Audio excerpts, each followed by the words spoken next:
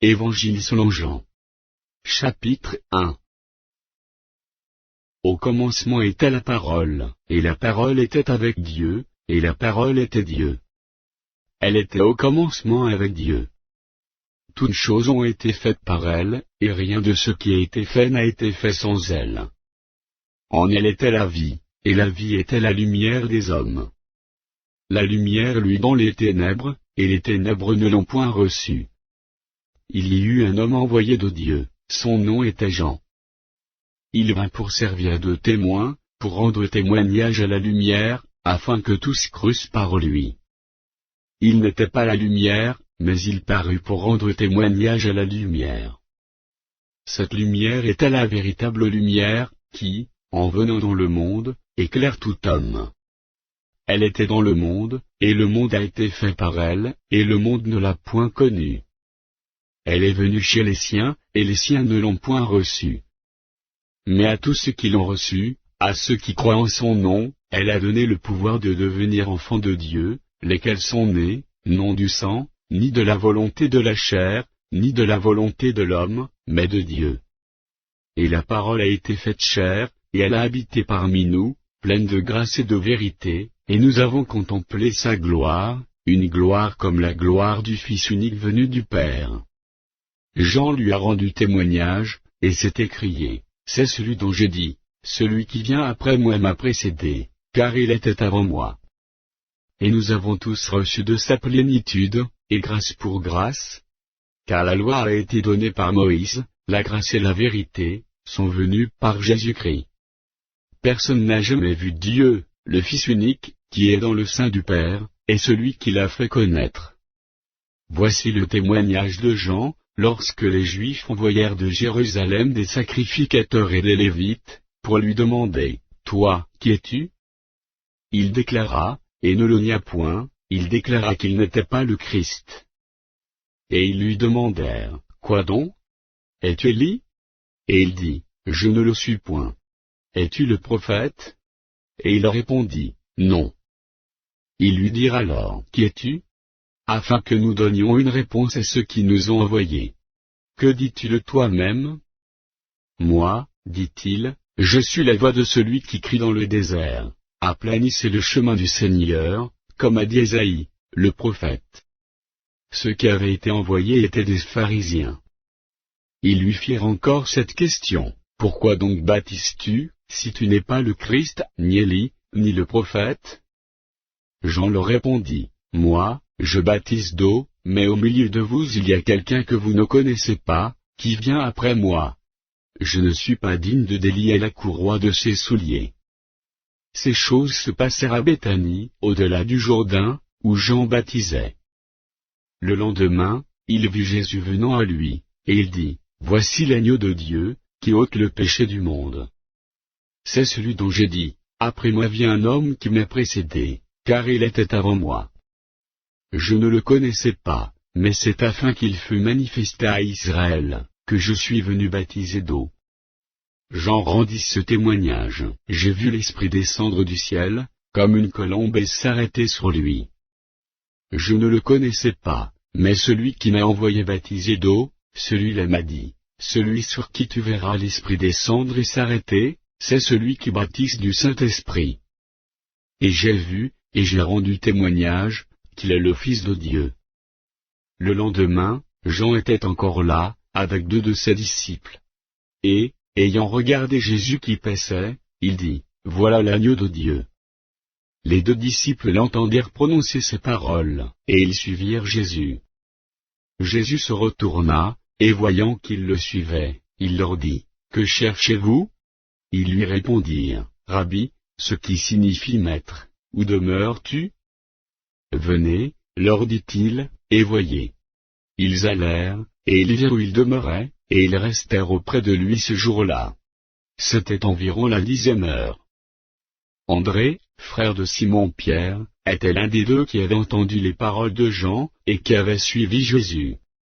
Ce fut lui qui rencontra le premier son frère Simon, et il lui dit, « Nous avons trouvé le Messie, ce qui signifie Christ. » Et il le conduisit vers Jésus.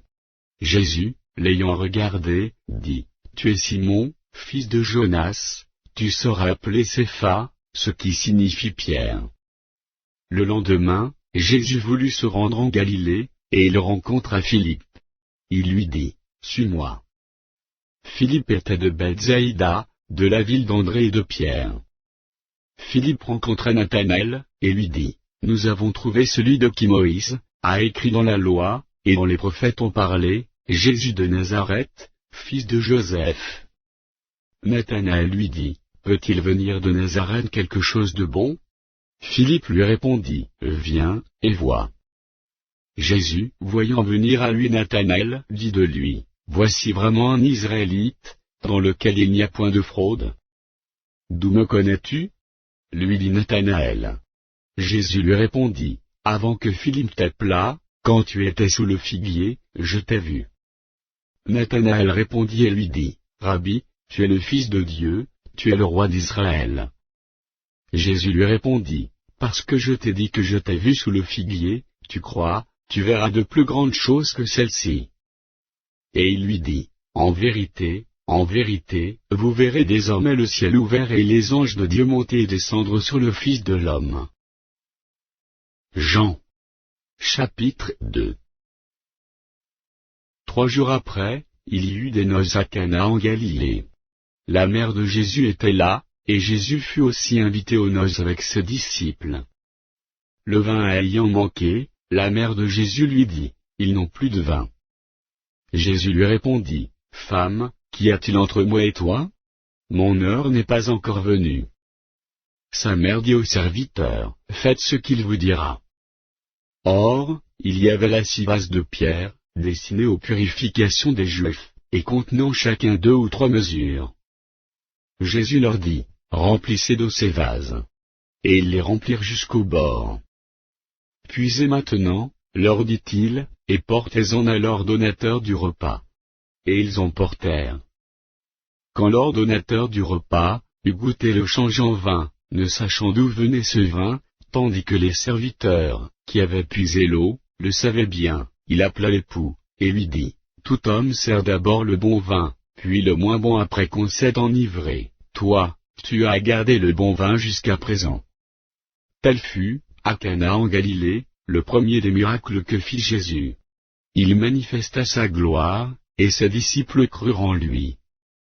Après cela, il descendit à Capernaum, avec sa mère, ses frères et ses disciples, et ils n'y demeurèrent que peu de jours. La Pâque des Juifs était proche, et Jésus monta à Jérusalem. Il trouva dans le temple les vendeurs de bœufs, de brebis et de pigeons, et les changeurs assis. Ayant fait un fouet avec des cordes, il les chassa tous du temple, ainsi que les brebis et les bœufs, il dispersa la monnaie des changeurs, et renversa les tables. Et il dit aux vendeurs de pigeons, ôtez cela d'ici, ne faites pas de la maison de mon Père une maison de trafic. Ses disciples se souvinrent qu'il est écrit, le zèle de ta maison me dévore. Les Juifs, prenant la parole, lui dirent, quel miracle nous montres-tu, pour agir de la sorte? Jésus leur répondit, détruisez ce temple, et en 3 jours je le relèverai. Les Juifs dirent, il a fallu 46 ans pour bâtir ce temple, et toi, en 3 jours tu le relèveras. Mais il parlait du temple de son corps. C'est pourquoi, lorsqu'il fut ressuscité des morts, ses disciples se souvinrent qu'il avait dit cela, et ils crurent à l'Écriture, et à la parole que Jésus avait dite. Pendant que Jésus était à Jérusalem, à la fête de Pâques, plusieurs crurent en son nom, voyant les miracles qu'il faisait. Mais Jésus ne se fiait point à eux, parce qu'il les connaissait tous, et parce qu'il n'avait pas besoin qu'on lui rendît témoignage d'aucun homme, car il savait lui-même ce qui était dans l'homme. Jean. Chapitre 3. Mais il y eut un homme d'entre les pharisiens, nommé Nicodème, un chef des Juifs, qui vint, lui, auprès de Jésus, de nuit, et lui dit, Rabbi, nous savons que tu es un docteur venu de Dieu, car personne ne peut faire ces miracles que tu fais, si Dieu n'est avec lui. Jésus lui répondit, en vérité, je te le dis, si un homme ne naît de nouveau, il ne peut voir le royaume de Dieu. Nicodème lui dit, Comment un homme peut-il naître quand il est vieux? Peut-il rentrer dans le sein de sa mère et naître? Jésus répondit, en vérité, je te le dis, si un homme ne naît d'eau et d'esprit, il ne peut entrer dans le royaume de Dieu. Ce qui est né de la chair est chair, et ce qui est né de l'esprit est esprit. Ne t'étonne pas que je t'ai dit, il faut que vous naissiez de nouveau. Le vent souffle où il veut, et tu en entends le bruit, mais tu ne sais d'où il vient, ni où il va. Il en est ainsi de tout homme, qui est né de l'esprit. Nicodème lui dit, comment cela peut-il se faire? Jésus lui répondit, tu es le docteur d'Israël, et tu ne sais pas ces choses. En vérité, je te le dis, nous disons ce que nous savons, et nous rendons témoignage de ce que nous avons vu, et vous ne recevez pas notre témoignage. Si vous ne croyez pas quand je vous ai parlé des choses terrestres, comment croirez-vous quand je vous parlerai des choses célestes? Personne n'est monté au ciel, et si ce n'est celui qui est descendu du ciel, le Fils de l'homme qui est dans le ciel. Et comme Moïse éleva le serpent dans le désert, il faut de même que le Fils de l'homme soit élevé, afin que quiconque croit en lui ait la vie éternelle. Car Dieu a tant aimé le monde, qu'il a donné son Fils unique, afin que quiconque croit en lui ne périsse point, mais qu'il ait la vie éternelle. Dieu, en effet, n'a pas envoyé son Fils dans le monde pour qu'il juge le monde, mais pour que le monde soit sauvé par lui. Celui qui croit en lui n'est point jugé, mais celui qui ne croit pas est déjà jugé, parce qu'il n'a pas cru au nom du Fils unique de Dieu. Et ce jugement c'est que, la lumière étant venue dans le monde, les hommes ont préféré les ténèbres à la lumière, parce que leurs œuvres étaient mauvaises. Car quiconque fait le mal est la lumière, et ne vient point à la lumière, de peur que ses œuvres ne soient dévoilées. Mais celui qui agit selon la vérité vient à la lumière, afin que ses œuvres soient manifestées, parce qu'elles sont faites en Dieu. Après cela, Jésus, accompagné de ses disciples, se rendit dans la terre de Judée et là il demeurait avec eux, et il baptisait. Jean aussi baptisa à Énon, près de Salim, parce qu'il y avait là beaucoup d'eau, et on y venait pour être baptisé. Car Jean n'avait pas encore été mis en prison. Or, il s'éleva de la part des disciples de Jean une dispute, avec un juif touchant la purification. Ils vinrent trouver Jean, et lui dirent, Rabbi, celui qui était avec toi au-delà du Jourdain, et à qui tu as rendu témoignage, voici, il baptise, et tous vont à lui. Jean répondit, un homme ne peut recevoir que ce qui lui a été donné du ciel. Vous-même êtes témoins que j'ai dit, je ne suis pas le Christ, mais j'ai été envoyé devant lui. Celui à qui appartient l'épouse, c'est l'époux, mais l'ami de l'époux, qui se tient là et qui l'entend, éprouve une grande joie à cause de la voix de l'époux, aussi cette joie, qui est la mienne, est parfaite. Il faut qu'il croisse, et que je diminue. Celui qui vient d'en haut est au-dessus de tous, celui qui est de la terre est de la terre, et il parle comme étant de la terre. Celui qui vient du ciel est au-dessus de tous, il rend témoignage de ce qu'il a vu et entendu, et personne ne reçoit son témoignage. Celui qui a reçu son témoignage, a certifié que Dieu est vrai, car celui que Dieu a envoyé dit les paroles de Dieu, parce que Dieu ne lui donne pas l'esprit avec mesure. Le Père aime le Fils, et il a remis toutes choses entre ses mains. Celui qui croit au Fils a la vie éternelle, celui qui ne croit pas au Fils ne verra point la vie, mais la colère de Dieu demeure sur lui. Jean. Chapitre 4. Le Seigneur sut que les pharisiens avaient appris qu'il faisait et baptisait plus de disciples que Jean. Toutefois Jésus ne baptisait pas lui-même, mais c'étaient ses disciples. Alors il quitta la Judée, et retourna en Galilée. Comme il fallait qu'il passât par la Samarie, il arriva dans une ville de Samarie, nommée Sychar, près du champ que Jacob avait donné à Joseph, son fils. Là se trouvait le puits de Jacob. Jésus, fatigué du voyage, était assis au bord du puits. C'était environ la 6e heure. Une femme de Samarie vint puiser de l'eau. Jésus lui dit, « Donne-moi à boire. » Car ses disciples étaient allés à la ville pour acheter des vivres. La femme samaritaine lui dit, comment toi, qui es juif, me demandes-tu à boire, à moi qui suis une femme samaritaine? Les Juifs, en effet, n'ont pas de relation avec les Samaritains. Jésus lui répondit, si tu connaissais le don de Dieu, et qui est celui qui te dit, donne-moi à boire. Tu lui aurais toi-même demandé à boire, et il t'aurait donné de l'eau vive. Seigneur, lui dit la femme, tu n'as rien pour puiser, et le puits est profond, d'où aurais-tu donc cette eau vive? Es-tu plus grand que notre père Jacob, qui nous a donné ce puits, et qui en a bu lui-même, ainsi que ses fils et ses troupeaux? Jésus lui répondit, quiconque boit de cette eau aura encore soif. Mais celui qui boira de l'eau, que je lui donnerai n'aura jamais soif, et l'eau que je lui donnerai deviendra en lui une source d'eau, qui jaillira jusque dans la vie éternelle.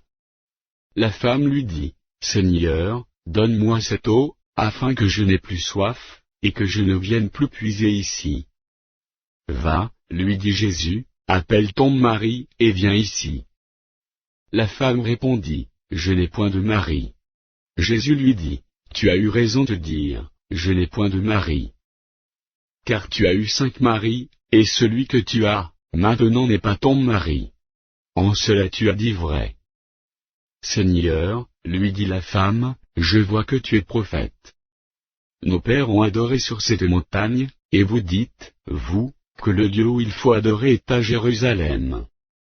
Femme, lui dit Jésus, crois-moi, l'heure vient où ce ne sera, ni sur cette montagne ni à Jérusalem, que vous adorez le Père.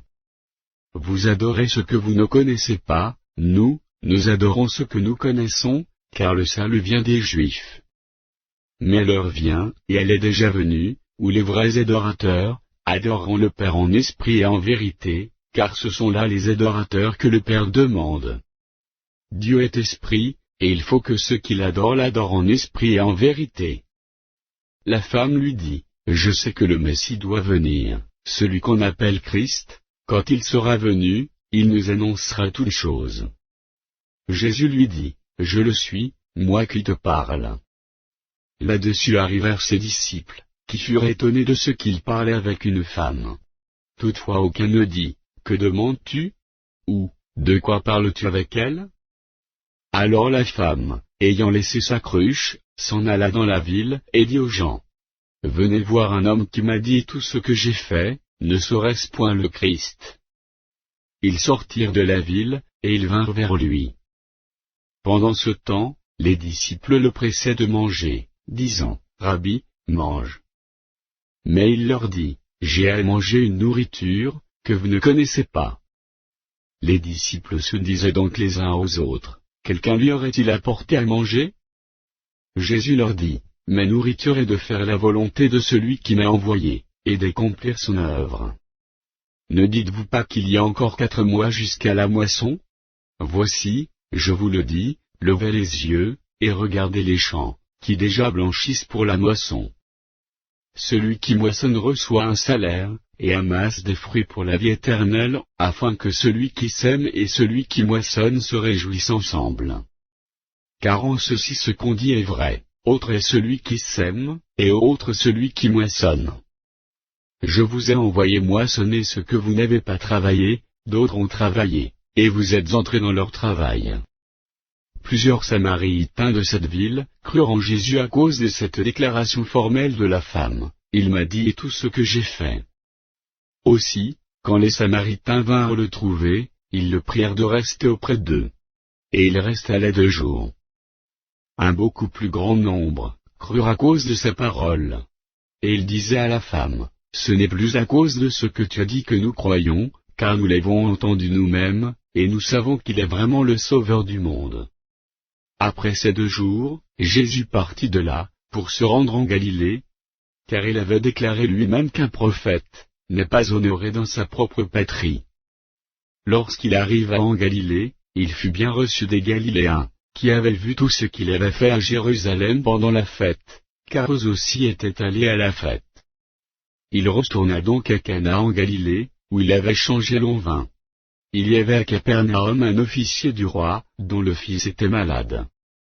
Ayant appris que Jésus était venu de Judée en Galilée, il alla vers lui, et le pria de descendre et de guérir son fils, qui était près de mourir.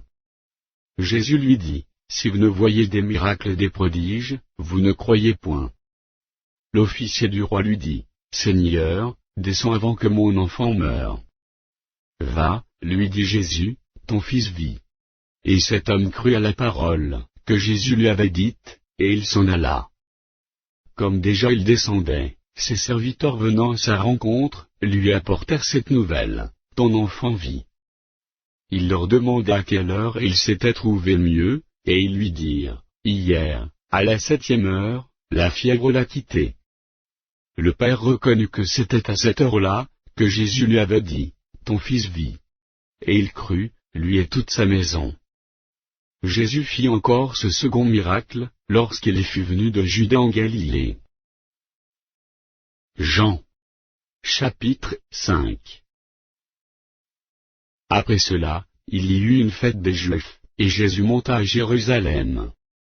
Or, à Jérusalem, près de la porte des brebis, il y a une piscine, qui s'appelle en hébreu Béthéda, et qui a 5 portiques. Sous ces portiques étaient couchés en grand nombre des malades, des aveugles, des boiteux, des paralytiques, qui attendaient le mouvement de l'eau, car un ange descendait de temps en temps dans la piscine, et agitait l'eau, et celui qui y descendait le premier, après que l'eau avait été agitée était guéri, quelle que fût sa maladie. Là se trouvait un homme malade depuis 38 ans. Jésus, l'ayant vu coucher, et sachant qu'il était malade depuis longtemps, lui dit, veux-tu être guéri? Le malade lui répondit, Seigneur, je n'ai personne pour me jeter dans la piscine, quand l'eau est agitée, et, pendant que j'y vais, un autre descend avant moi. Lève-toi, lui dit Jésus, prends ton lit, et marche. Aussitôt cet homme fut guéri, il prit son lit, et marcha. C'était un jour de sabbat. Les Juifs dirent donc à celui qui avait été guéri, c'est le sabbat, il ne t'est pas permis d'emporter ton lit. Il leur répondit, celui qui m'a guéri m'a dit, prends ton lit, et marche. Ils lui demandèrent, qui est l'homme qui t'a dit, prends ton lit, et marche? Mais celui qui avait été guéri ne savait pas qui c'était, car Jésus avait disparu de la foule, qui était en ce lieu. Depuis, Jésus le trouva dans le temple, et lui dit, voici, tu as été guéri, ne pêche plus, de peur qu'il ne t'arrive quelque chose de pire. Cet homme s'en alla, et annonça aux Juifs, que c'était Jésus qui l'avait guéri. C'est pourquoi les Juifs poursuivaient Jésus, parce qu'il faisait ces choses le jour du sabbat. Mais Jésus leur répondit, mon Père agit jusqu'à présent, moi aussi, j'agis. À cause de cela, les Juifs cherchaient encore plus à le faire mourir, non seulement parce qu'il violait le sabbat, mais parce qu'il appelait Dieu son propre Père, se faisant lui-même égal à Dieu. Jésus reprit donc la parole, et leur dit, en vérité, je vous le dis, le Fils ne peut rien faire de lui-même, il ne fait que ce qu'il voit faire au Père, et tout ce que le Père fait, le Fils aussi le fait pareillement. Car le Père aime le Fils, et lui montre tout ce qu'il fait, et il lui montrera des œuvres plus grandes que celles-ci, afin que vous soyez dans l'étonnement. Car, comme le Père ressuscite les morts et donne leur vie, ainsi le Fils donne la vie à qui il veut. Le Père ne juge personne, mais il a remis tout jugement au Fils, afin que tous honorent le Fils, comme ils honorent le Père. Celui qui n'honore pas le Fils, n'honore pas le Père qui l'a envoyé. En vérité, je vous le dis, celui qui écoute ma parole, et qui croit à celui qui m'a envoyé, a la vie éternelle, et ne vient point en jugement, mais il est passé de la mort à la vie. En vérité, je vous le dis, l'heure vient, et elle est déjà venue, où les morts entendront la voix du Fils de Dieu, et ceux qui l'auront entendu vivront. Car, comme le Père a la vie en lui-même, ainsi il a donné au Fils d'avoir la vie en lui-même. Et il lui a donné le pouvoir de juger, par ce qui est Fils de l'homme. Ne vous étonnez pas de cela, car l'heure vient où tous ceux qui sont, dans les sépulcres entendront sa voix, et en sortiront. Ceux qui auront fait le bien ressusciteront pour la vie, mais ceux qui auront fait le mal, ressusciteront pour le jugement. Je ne puis rien faire de moi-même, selon que j'entends, je juge, et mon jugement est juste, parce que je ne cherche pas ma volonté, mais la volonté de celui qui m'a envoyé. Et si c'est moi qui rends témoignage de moi-même, mon témoignage n'est pas vrai. Il y en a un autre, qui rend témoignage de moi, et je sais que le témoignage qu'il rend de moi est vrai. Vous avez envoyé vers Jean, et il a rendu témoignage à la vérité. Pour moi ce n'est pas d'un homme, que je reçois le témoignage, mais je dis ceci, afin que vous soyez sauvés. Jean était la lampe qui brûlait qui luit, et vous avez voulu vous réjouir une heure à sa lumière. Moi, j'ai un témoignage plus grand que celui de Jean, car les œuvres que le Père m'a donné d'accomplir, ces œuvres mêmes que je fais, témoignent de moi que c'est le Père qui m'a envoyé. Et le Père qui m'a envoyé a rendu lui-même témoignage de moi. Vous n'avez jamais entendu sa voix, vous n'avez point vu sa face, et sa parole ne demeure point en vous, parce que vous ne croyez pas à celui qui l'a envoyé. Vous sondez les Écritures, parce que vous pensez avoir en elles la vie éternelle, ce sont elles qui rendent témoignage de moi. Et vous ne voulez pas venir à moi pour avoir la vie. Je ne tire pas ma gloire des hommes. Mais je sais que vous n'avez point en vous l'amour de Dieu. Je suis venu au nom de mon Père, et vous ne me recevez pas, si un autre vient en son propre nom, vous le recevrez. Comment pouvez-vous croire, vous qui tirez votre gloire les uns des autres, et qui ne cherchez point la gloire qui vient de Dieu seul? Ne pensez pas que moi je vous accuserai devant le Père, celui qui vous accuse, c'est Moïse, en qui vous avez mis votre espérance.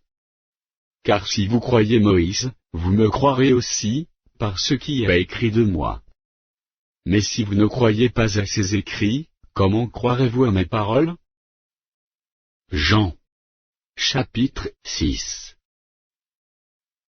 Après cela, Jésus s'en allait de l'autre côté de la mer de Galilée, de Tibériade. Une grande foule le suivait, parce qu'elle voyait les miracles qu'il opérait sur les malades. Jésus monta sur la montagne, et là il s'assit avec ses disciples. Or, la Pâque était proche, la fête des Juifs. Ayant levé les yeux, et voyant qu'une grande foule venait à lui, Jésus dit à Philippe, où achèterons-nous des pains, pour que ces gens aient à manger? Il disait cela pour l'éprouver, car il savait ce qu'il allait faire. Philippe lui répondit, les pains qu'on aurait pour 200 deniers, ne suffiraient pas pour que chacun en reçût un peu.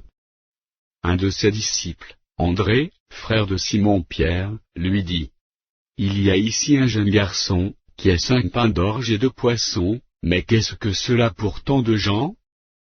Jésus dit, faites-les asseoir. Il y avait dans ce lieu beaucoup d'herbes. Ils s'assirent donc, au nombre d'environ 5000 hommes.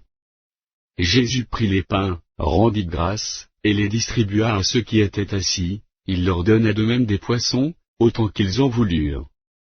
Lorsqu'ils furent rassasiés, il dit à ses disciples, ramassez les morceaux qui restent, afin que rien ne se perde.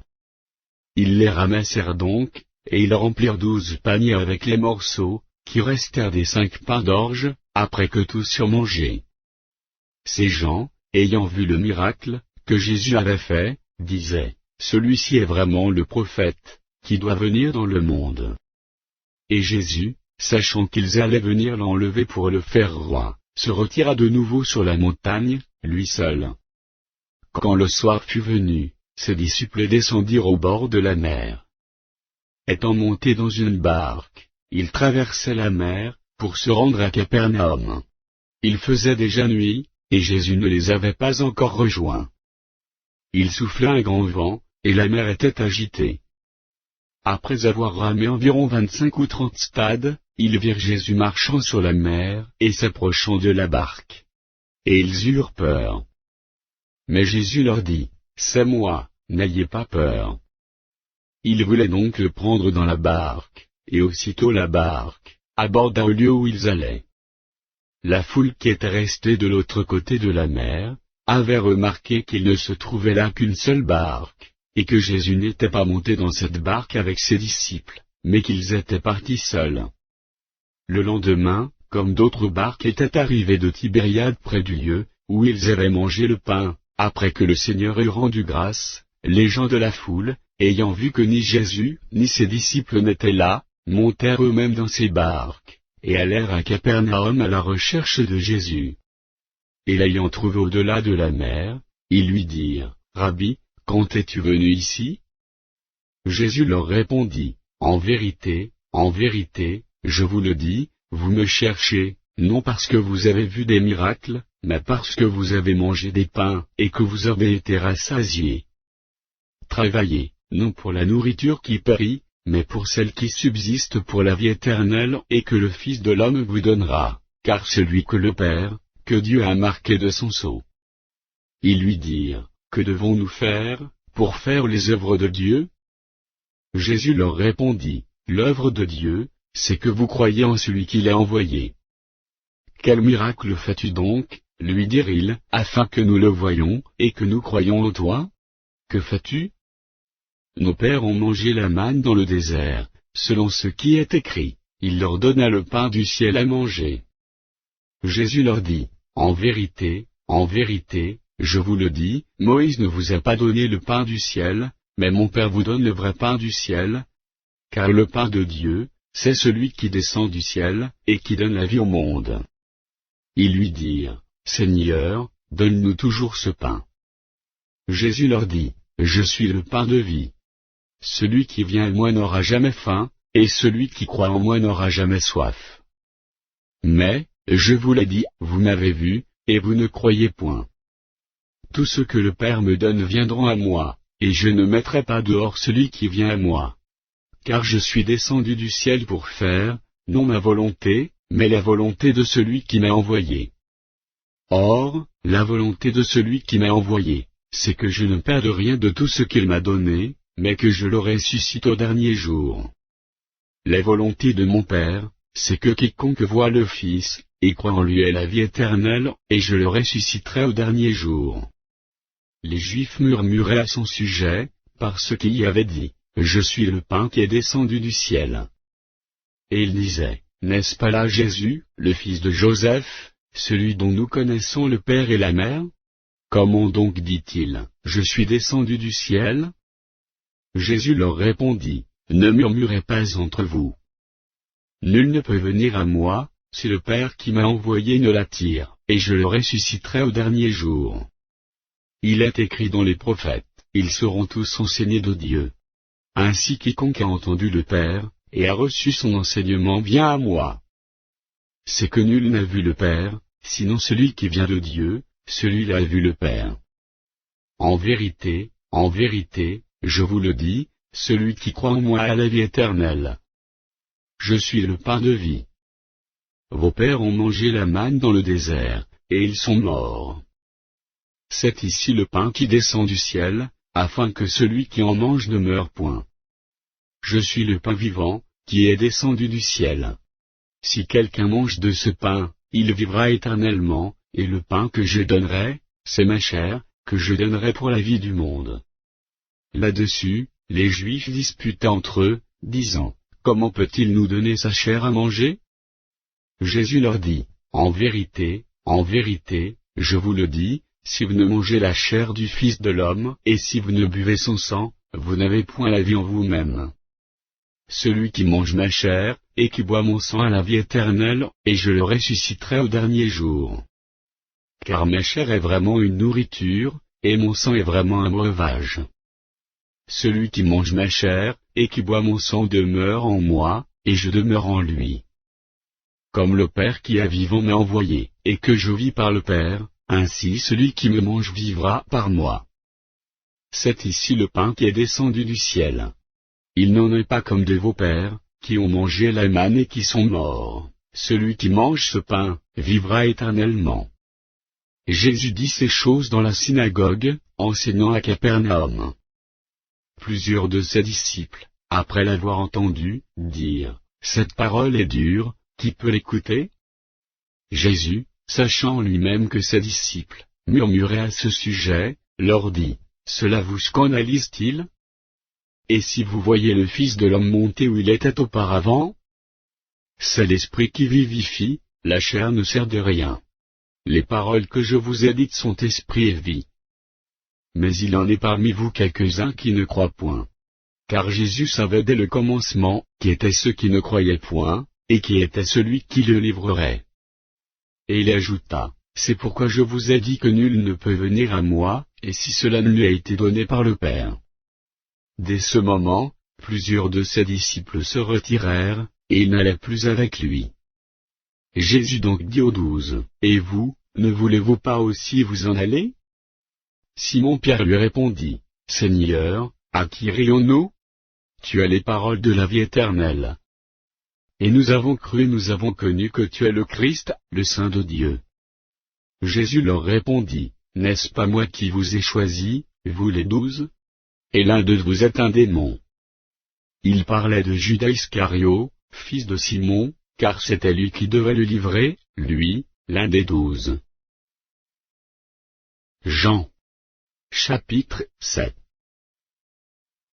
Après cela, Jésus parcourait la Galilée, car il ne voulait pas séjourner en Judée, parce que les Juifs cherchaient à le faire mourir.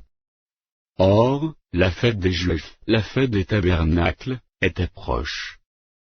Et ses frères lui dirent, pars d'ici, et va en Judée, afin que tes disciples voient aussi les œuvres que tu fais. Personne n'agit en secret, lorsqu'il désire paraître. Si tu fais ces choses, montre-toi toi-même au monde. Car ses frères non plus ne croyaient pas en lui. Jésus leur dit, mon temps n'est pas encore venu, mais votre temps est toujours prêt. Le monde ne peut vous haïr, moi, il me hait, parce que je rends de lui le témoignage, que ses œuvres sont mauvaises. Montez, vous, à cette fête, pour moi, je n'y monte point, parce que mon temps n'est pas encore accompli. Après leur avoir dit cela, il resta en Galilée. Lorsque ses frères furent montés à la fête, il y monta aussi lui-même, non publiquement, mais comme en secret. Les Juifs le cherchaient pendant la fête, et disaient, où est-il? Il y avait dans la foule grande rumeur à son sujet. Les uns disaient, c'est un homme de bien. D'autres disaient, non, il égare la multitude. Personne, toutefois, ne parlait librement de lui, par crainte des Juifs. Vers le milieu de la fête, Jésus monta au temple. Et il enseignait. Les Juifs s'étonnaient, disant, comment connaît-il les Écritures, lui qui n'a point étudié? Jésus leur répondit, ma doctrine n'est pas de moi, mais de celui qui m'a envoyé. Si quelqu'un veut faire sa volonté, il connaîtra si ma doctrine est de Dieu, ou si je parle de mon chef. Celui qui parle de son chef cherche sa propre gloire, mais celui qui cherche la gloire de celui qui l'a envoyé, celui-là est vrai, et il n'y a point d'injustice en lui. Moïse ne vous a-t-il pas donné la loi? Et nul de vous n'observe la loi. Pourquoi cherchez-vous à me faire mourir? La foule répondit, tu es un démon. Qui est-ce qui cherche à te faire mourir? Jésus leur répondit, j'ai fait une œuvre, et vous en êtes tous étonnés. Moïse vous a donné la circoncision, non qu'elle vienne de Moïse, car elle vient des patriarches, et vous circoncisez un homme le jour du sabbat. Si un homme reçoit la circoncision le jour du sabbat, afin que la loi de Moïse ne soit pas violée, pourquoi vous irritez-vous, contre moi de ce que j'ai guéri un homme tout entier le jour du sabbat? Ne jugez pas selon l'apparence, mais jugez selon la justice. Quelques habitants de Jérusalem disaient, n'est-ce pas là celui qu'ils cherchent à faire mourir? Et voici, ils parlent librement, et ils ne lui disent rien. Est-ce que vraiment les chefs auraient reconnu qu'il est le Christ? Cependant celui-ci, nous savons d'où il est, mais le Christ, quand il viendra, personne ne saura d'où il est.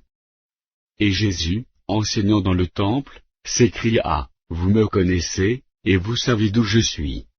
Je ne suis pas venu de moi-même, mais celui qui m'a envoyé est vrai, et vous ne le connaissez pas. Moi, je le connais, car je viens de lui, et celui qui m'a envoyé. Il cherchait donc à se saisir de lui, et personne ne met la main sur lui, parce que son heure n'était pas encore venue. Plusieurs parmi la foule crurent en lui, et ils disaient, le Christ, quand il viendra, fera-t-il plus de miracles, que n'en a fait celui-ci? Les pharisiens entendirent la foule murmurant de lui ces choses. Alors les principaux sacrificateurs et les pharisiens envoyèrent des huissiers pour le saisir. Jésus dit, « Je suis encore avec vous pour un peu de temps, puis je m'en vais vers celui qui m'a envoyé. Vous me chercherez et vous ne me trouverez pas, et vous ne pouvez venir où je serai. » Sur quoi les Juifs dirent entre eux, « Où ira-t-il, que nous ne le trouvions pas? Ira-t-il parmi ceux qui sont dispersés chez les Grecs, et enseignera-t-il les Grecs? » Que signifie cette parole qu'il a dite, « Vous me chercherez et vous ne me trouverez pas, et vous ne pouvez venir où je serai ?» Le dernier jour, le grand jour de la fête, Jésus, se tenant debout, s'écria, « Si quelqu'un a soif, qu'il vienne à moi, et qu'il boive. Celui qui croit en moi, des fleuves d'eau vive couleront de son sein, comme dit l'Écriture. » Il dit cela de l'Esprit, que devaient recevoir ceux qui croiraient en lui, car l'Esprit n'était pas encore, parce que Jésus n'avait pas encore été glorifié. Des gens de la foule, ayant entendu ces paroles, disaient, « Celui-ci est vraiment le prophète. » D'autres disaient, « C'est le Christ. » Et d'autres disaient, « Est-ce bien de la Galilée, que doit venir le Christ? » L'Écriture nous dit-elle, pas que c'est de la postérité de David et du village de Bethléem, où était David, que le Christ doit venir? Il y eut donc, à cause de lui, division parmi la foule. Quelques-uns d'entre eux voulaient le saisir, mais personne ne mit la main sur lui. Ainsi les huissiers retournèrent vers les principaux sacrificateurs et les pharisiens. Et ceux-ci leur dirent, « Pourquoi ne l'avez-vous pas amené ?» Les huissiers répondirent, « Jamais homme n'a parlé comme cet homme. » Les pharisiens leur répliquèrent, « Est-ce que vous aussi, vous avez été séduits? Y a-t-il quelqu'un des chefs, ou des pharisiens qui ait cru en lui? Mais cette foule qui ne connaît pas la loi, ce sont des maudits. » Nicodème, qui était venu de nuit vers Jésus, et qui était l'un d'entre eux, leur dit, « Notre loi condamne-t-elle un homme, avant qu'on l'entende et qu'on sache ce qu'il a fait? » Ils lui répondirent, « Es-tu aussi galiléen? Examine, et tu verras que de la Galilée il ne sort point de prophète. » Et chacun s'en retourna dans sa maison. Jean. Chapitre 8. Jésus se rendit à la montagne des Oliviers. Mais, dès le matin, il alla de nouveau dans le temple, et tout le peuple vint à lui. S'étant assis, il les enseignait. Alors les scribes et les pharisiens amenèrent une femme surprise en adultère, et, la plaçant au milieu du peuple, ils dirent à Jésus, « Maître, cette femme a été surprise en flagrant délit d'adultère.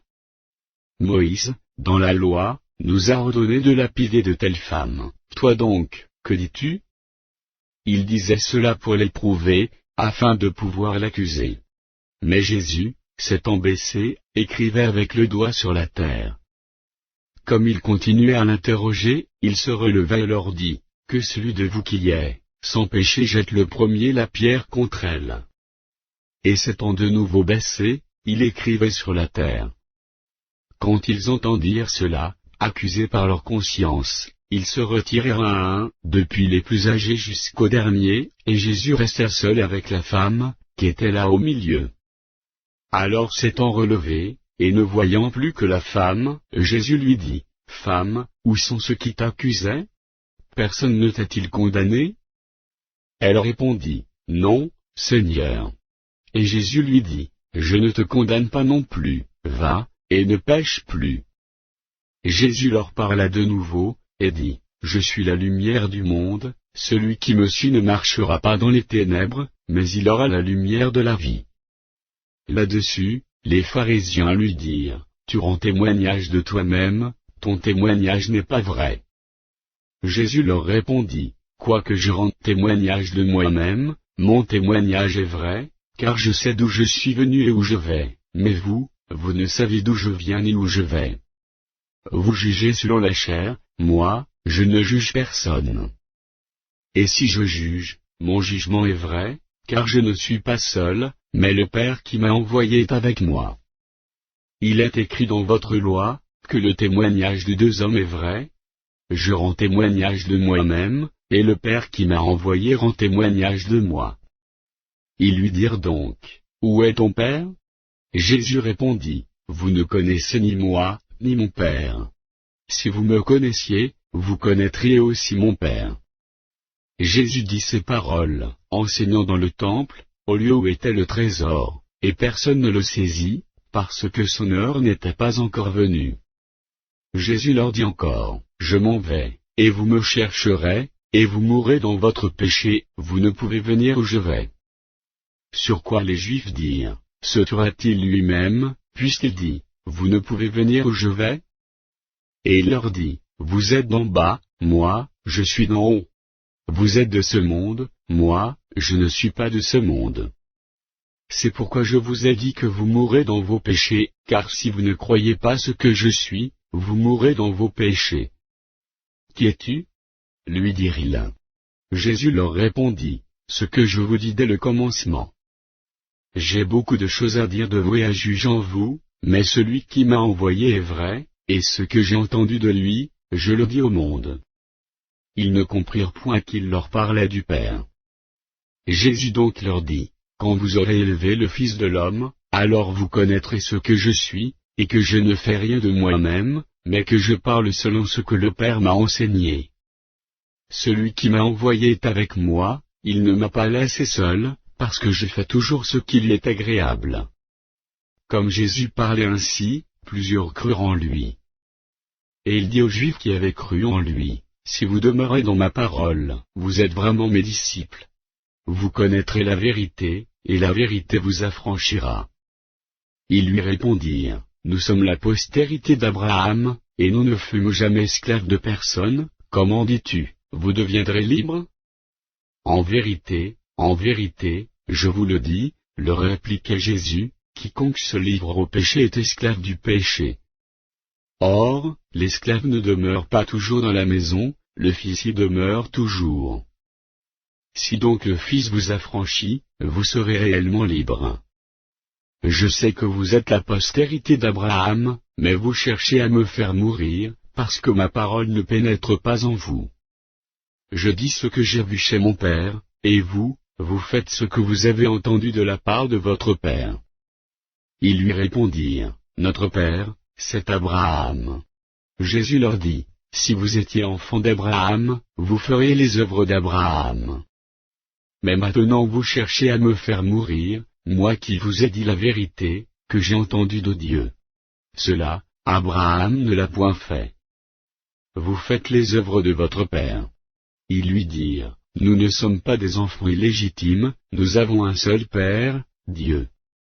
Jésus leur dit, si Dieu était votre Père, vous m'aimeriez, car c'est de Dieu que je suis sorti et que je viens, je ne suis pas venu de moi-même, mais celui qui m'a envoyé. Pourquoi ne comprenez-vous pas mon langage? Parce que vous ne pouvez écouter ma parole. Vous avez pour père le diable, et vous voulez accomplir les désirs de votre père. Il a été meurtrier dès le commencement, et il ne se tient pas dans la vérité, parce qu'il n'y a pas de vérité en lui. Lorsqu'il profère le mensonge, il parle de son propre fond, car il est menteur et le père du mensonge. Et moi, parce que je dis la vérité, vous ne me croyez pas. Qui de vous me convaincra de péché? Si je dis la vérité, pourquoi ne me croyez-vous pas? Celui qui est de Dieu, écoute les paroles de Dieu, vous n'écoutez pas, parce que vous n'êtes pas de Dieu. Les Juifs lui répondirent, n'avons-nous pas raison de dire que tu es un Samaritain, et que tu es un démon? Jésus répliqua, je n'ai point de démon, mais j'honore mon Père, et vous m'outragez. Je ne cherche point ma gloire, il en est un qui la cherche et qui juge. En vérité, je vous le dis, si quelqu'un garde ma parole, il ne verra jamais la mort. Maintenant, lui dirent les Juifs, nous connaissons que tu es un démon. Abraham est mort, les prophètes aussi, et tu dis, si quelqu'un garde ma parole, il ne verra jamais la mort. Es-tu plus grand que notre père Abraham, qui est mort? Les prophètes aussi sont morts. Qui prétends-tu être? Jésus répondit, si je me glorifie moi-même, ma gloire n'est rien. C'est mon Père qui me glorifie, lui que vous dites être votre Dieu, et que vous ne connaissez pas. Pour moi, je le connais, et, si je dis que je ne le connais pas, je serai semblable à vous, un menteur. Mais je le connais, et je garde ses paroles. Abraham, votre père, a tressailli de joie de ce qu'il verrait mon jour, il l'a vu, et il s'est réjoui. Les Juifs lui dirent, tu n'as pas encore 50 ans, et tu as vu Abraham. Jésus leur dit, en vérité, je vous le dis, avant qu'Abraham fût, je suis. Là-dessus, ils prirent des pierres pour les jeter contre lui, mais Jésus se cacha, et il sortit du temple. Jean. Chapitre 9. Jésus vit, en passant, un homme aveugle de naissance. Ses disciples lui firent cette question, Rabbi, qui a péché, cet homme ou ses parents, pour qu'il soit né aveugle? Jésus répondit, ce n'est pas que lui ou ses parents aient péché, mais c'est afin que les œuvres de Dieu soient manifestées en lui. Il faut que je fasse, tandis qu'il est jour, les œuvres de celui qui m'a envoyé. La nuit vient, où personne ne peut travailler. Pendant que je suis dans le monde, je suis la lumière du monde. Après avoir dit cela, il cracha à terre, et fit de la boue avec sa salive. Puis il appliqua cette boue sur les yeux de l'aveugle, et lui dit, va, et lave-toi au réservoir de Siloé, nom qui signifie envoyé. Il y alla, se lava, et s'en retourna voyant clair. Ses voisins et ceux qui auparavant l'avaient connu comme un mendiant disaient, n'est-ce pas là celui qui se tenait assis et qui mendiait? Les uns disaient, c'est lui. D'autres disaient, non, mais il lui ressemble. Et lui-même disait, c'est moi. Ils lui dirent donc, comment tes yeux ont-ils été ouverts? Il répondit, l'homme qu'on appelle Jésus a fait de la boue, a oint mes yeux, et m'a dit, va au réservoir de Siloé, et lève-toi. J'y suis allé, je me suis lavé, et j'ai recouvré la vue. Ils lui dirent, où est cet homme? Il répondit, je ne sais. Ils menèrent vers les pharisiens celui qui avait été aveugle. Or, c'était un jour de sabbat, que Jésus avait fait de la boue, et lui avait ouvert les yeux. De nouveau, les pharisiens aussi lui demandèrent comment il avait recouvré la vue. Et il leur dit, il a appliqué de la boue sur mes yeux, je me suis lavé, et je vois. Sur quoi quelques-uns des pharisiens dirent, cet homme ne vient pas de Dieu, car il n'observe pas le sabbat. D'autres dirent, comment un homme pécheur peut-il faire de tels miracles? Et il y eut division parmi eux. Ils dirent encore à l'aveugle, toi, que dis-tu de lui, sur ce qu'il t'a ouvert les yeux? Il répondit, c'est un prophète. Les Juifs ne crurent point qu'il eût été aveugle et qu'il eût recouvré la vue, jusqu'à ce qu'ils eussent fait venir ses parents. Et ils les interrogèrent, disant, est-ce là votre fils, que vous dites être né aveugle? Comment donc voit-il maintenant? Ses parents répondirent, nous savons que c'est notre fils, et qu'il est né aveugle. Mais comment il voit maintenant, ou qu'il a ouvert les yeux, c'est ce que nous ne savons. Interrogez-le lui-même, il a de l'âge, il parlera de ce qui le concerne. Ses parents dirent cela parce qu'ils craignaient les Juifs, car les Juifs étaient déjà convenus que, si quelqu'un reconnaissait Jésus pour le Christ, il serait exclu de la synagogue. C'est pourquoi ses parents dirent, il a de l'âge, interrogez-le lui-même. Les pharisiens appelèrent une seconde fois l'homme, qui avait été aveugle, et ils lui dirent, donne gloire à Dieu, nous savons que cet homme est un pécheur. Il répondit, s'il est un pécheur, je ne sais, je sais une chose, c'est que j'étais aveugle, et que maintenant je vois. Ils lui dirent, que t'a-t-il fait? Comment t'a-t-il ouvert les yeux? Il leur répondit, je vous l'ai déjà dit, et vous n'avez pas écouté, pourquoi voulez-vous l'entendre encore? Voulez-vous aussi devenir ses disciples? Ils l'injurièrent et dirent, c'est toi qui es son disciple, nous sommes disciples de Moïse. Nous savons que Dieu a parlé à Moïse, mais celui-ci, nous ne savons d'où il est. Cet homme leur répondit, il est étonnant que vous ne sachiez d'où il est, et cependant il m'a ouvert les yeux. Nous savons que Dieu n'exauce point les pécheurs, mais, si quelqu'un l'honore et fait sa volonté, c'est celui-là qui l'exauce. Jamais on n'a entendu dire que quelqu'un a ouvert les yeux d'un aveugle né. si cet homme ne venait pas de Dieu, il ne pourrait rien faire. Ils lui répondirent, tu es né tout entier dans le péché, et tu nous enseignes. Et ils le chassèrent. Jésus apprit qu'ils l'avaient chassé, et, l'ayant rencontré, il lui dit, crois-tu au Fils de Dieu? Il répondit, et qui est-il, Seigneur, afin que je croie en lui?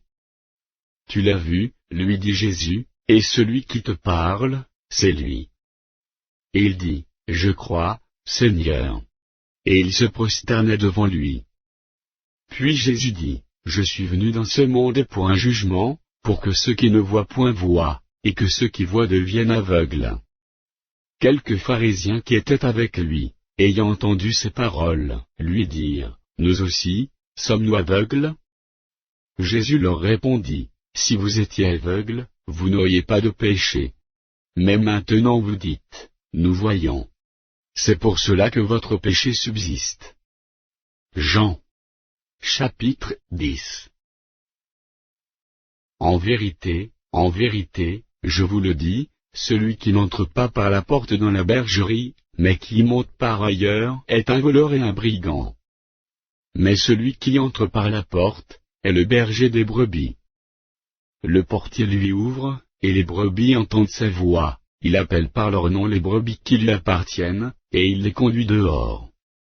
Lorsqu'il a fait sortir toutes ses propres brebis, il marche devant elles, et les brebis le suivent, parce qu'elles connaissent sa voix.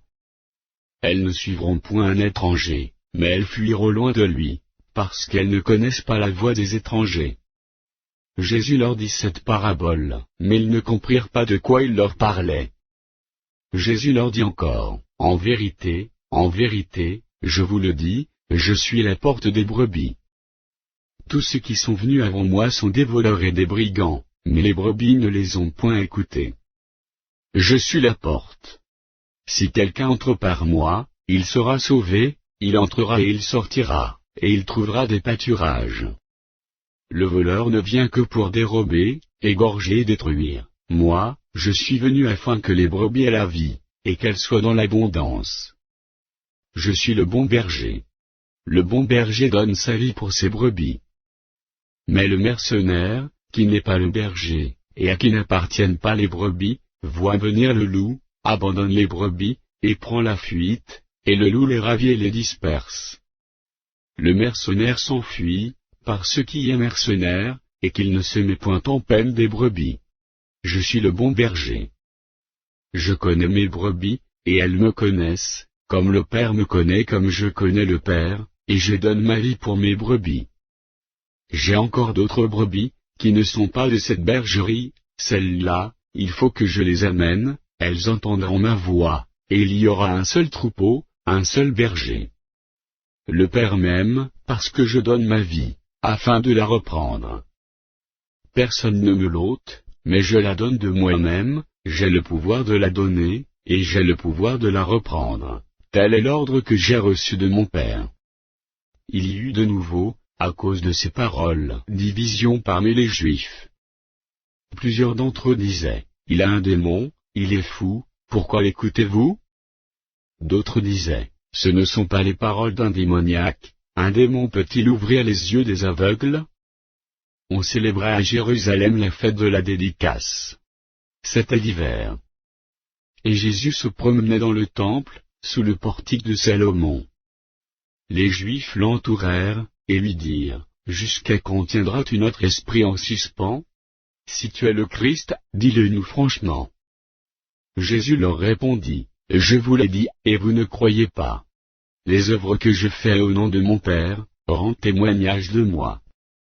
Mais vous ne croyez pas, parce que vous n'êtes pas de mes brebis. Mes brebis entendent ma voix, je les connais, et elles me suivent. Je leur donne la vie éternelle, et elles ne périront jamais, et personne ne les ravira de ma main. Mon Père, qui me les a donnés, est plus grand que tous, et personne ne peut les ravir de la main de mon Père. Moi et le Père nous sommes un. Alors les Juifs prirent de nouveau des pierres pour le lapidaire. Jésus leur dit, je vous ai fait voir plusieurs bonnes œuvres venant de mon Père, pour laquelle me lapidez-vous? Les Juifs lui répondirent, ce n'est point pour une bonne œuvre, que nous te lapidons, mais pour un blasphème, et parce que toi, qui es un homme, tu te fais Dieu. Jésus leur répondit, n'est-il pas écrit dans votre loi, j'ai dit, vous êtes des dieux? Si elle est appelée Dieu ceux à qui la parole de Dieu a été adressée, et si l'écriture ne peut être anéantie, celui que le Père ait sanctifié et envoyé dans le monde, vous lui dites, tu blasphèmes. Et cela parce que j'ai dit, je suis le Fils de Dieu. Si je ne fais pas les œuvres de mon Père, ne me croyez pas. Mais si je les fais, quand même vous ne me croyez point, croyez à ces œuvres, afin que vous sachiez et reconnaissiez que le Père est en moi et que je suis dans le Père. Là-dessus, ils cherchèrent encore à le saisir, mais il s'échappa de leurs mains. Jésus s'en alla de nouveau au-delà du Jourdain, dans le lieu où Jean avait d'abord baptisé. Et il y demeura. Beaucoup de gens vinrent à lui, et ils disaient, Jean n'a fait aucun miracle, mais tout ce que Jean a dit de cet homme était vrai. Et, dans ce lieu-là, plusieurs crurent en lui. Jean. Chapitre 11. Il y avait un homme malade, Lazare, de Béthanie, village de Marie et de Marthe, sa sœur. C'était cette Marie qui oignit de parfum le Seigneur, et qui lui essuya les pieds avec ses cheveux, et c'était son frère Lazare qui était malade. Les sœurs envoyèrent dire à Jésus, Seigneur, voici, celui que tu aimes est malade. Après avoir entendu cela, Jésus dit, cette maladie n'est point à la mort, mais elle est pour la gloire de Dieu, afin que le Fils de Dieu soit glorifié par elle. Or, Jésus aimait Marthe, et sa sœur, et Lazare. Lors donc qu'il eut appris que Lazare était malade, il resta 2 jours encore dans le lieu où il était, et il dit ensuite aux disciples, retournons en Judée. Les disciples lui dirent, Rabbi, les Juifs tout récemment cherchaient à te lapider, et tu retournes en Judée. Jésus répondit, n'y a-t-il pas 12 heures au jour? Si quelqu'un marche pendant le jour, il ne bronche point, parce qu'il voit la lumière de ce monde.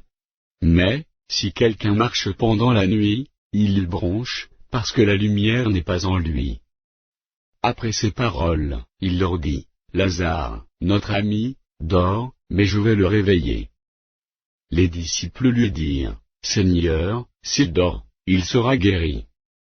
Jésus avait parlé de sa mort, mais ils crurent qu'il parlait de l'assoupissement du sommeil. Alors Jésus leur dit ouvertement, Lazare est mort. Et, à cause de vous, afin que vous croyiez, je me réjouis de ce que je n'étais pas là. Mais allons vers lui. Sur quoi Thomas, appelé Didyme, dit aux autres disciples, allons aussi, afin de mourir avec lui. Jésus, étant arrivé, trouva que Lazare était, déjà depuis 4 jours dans le sépulcre.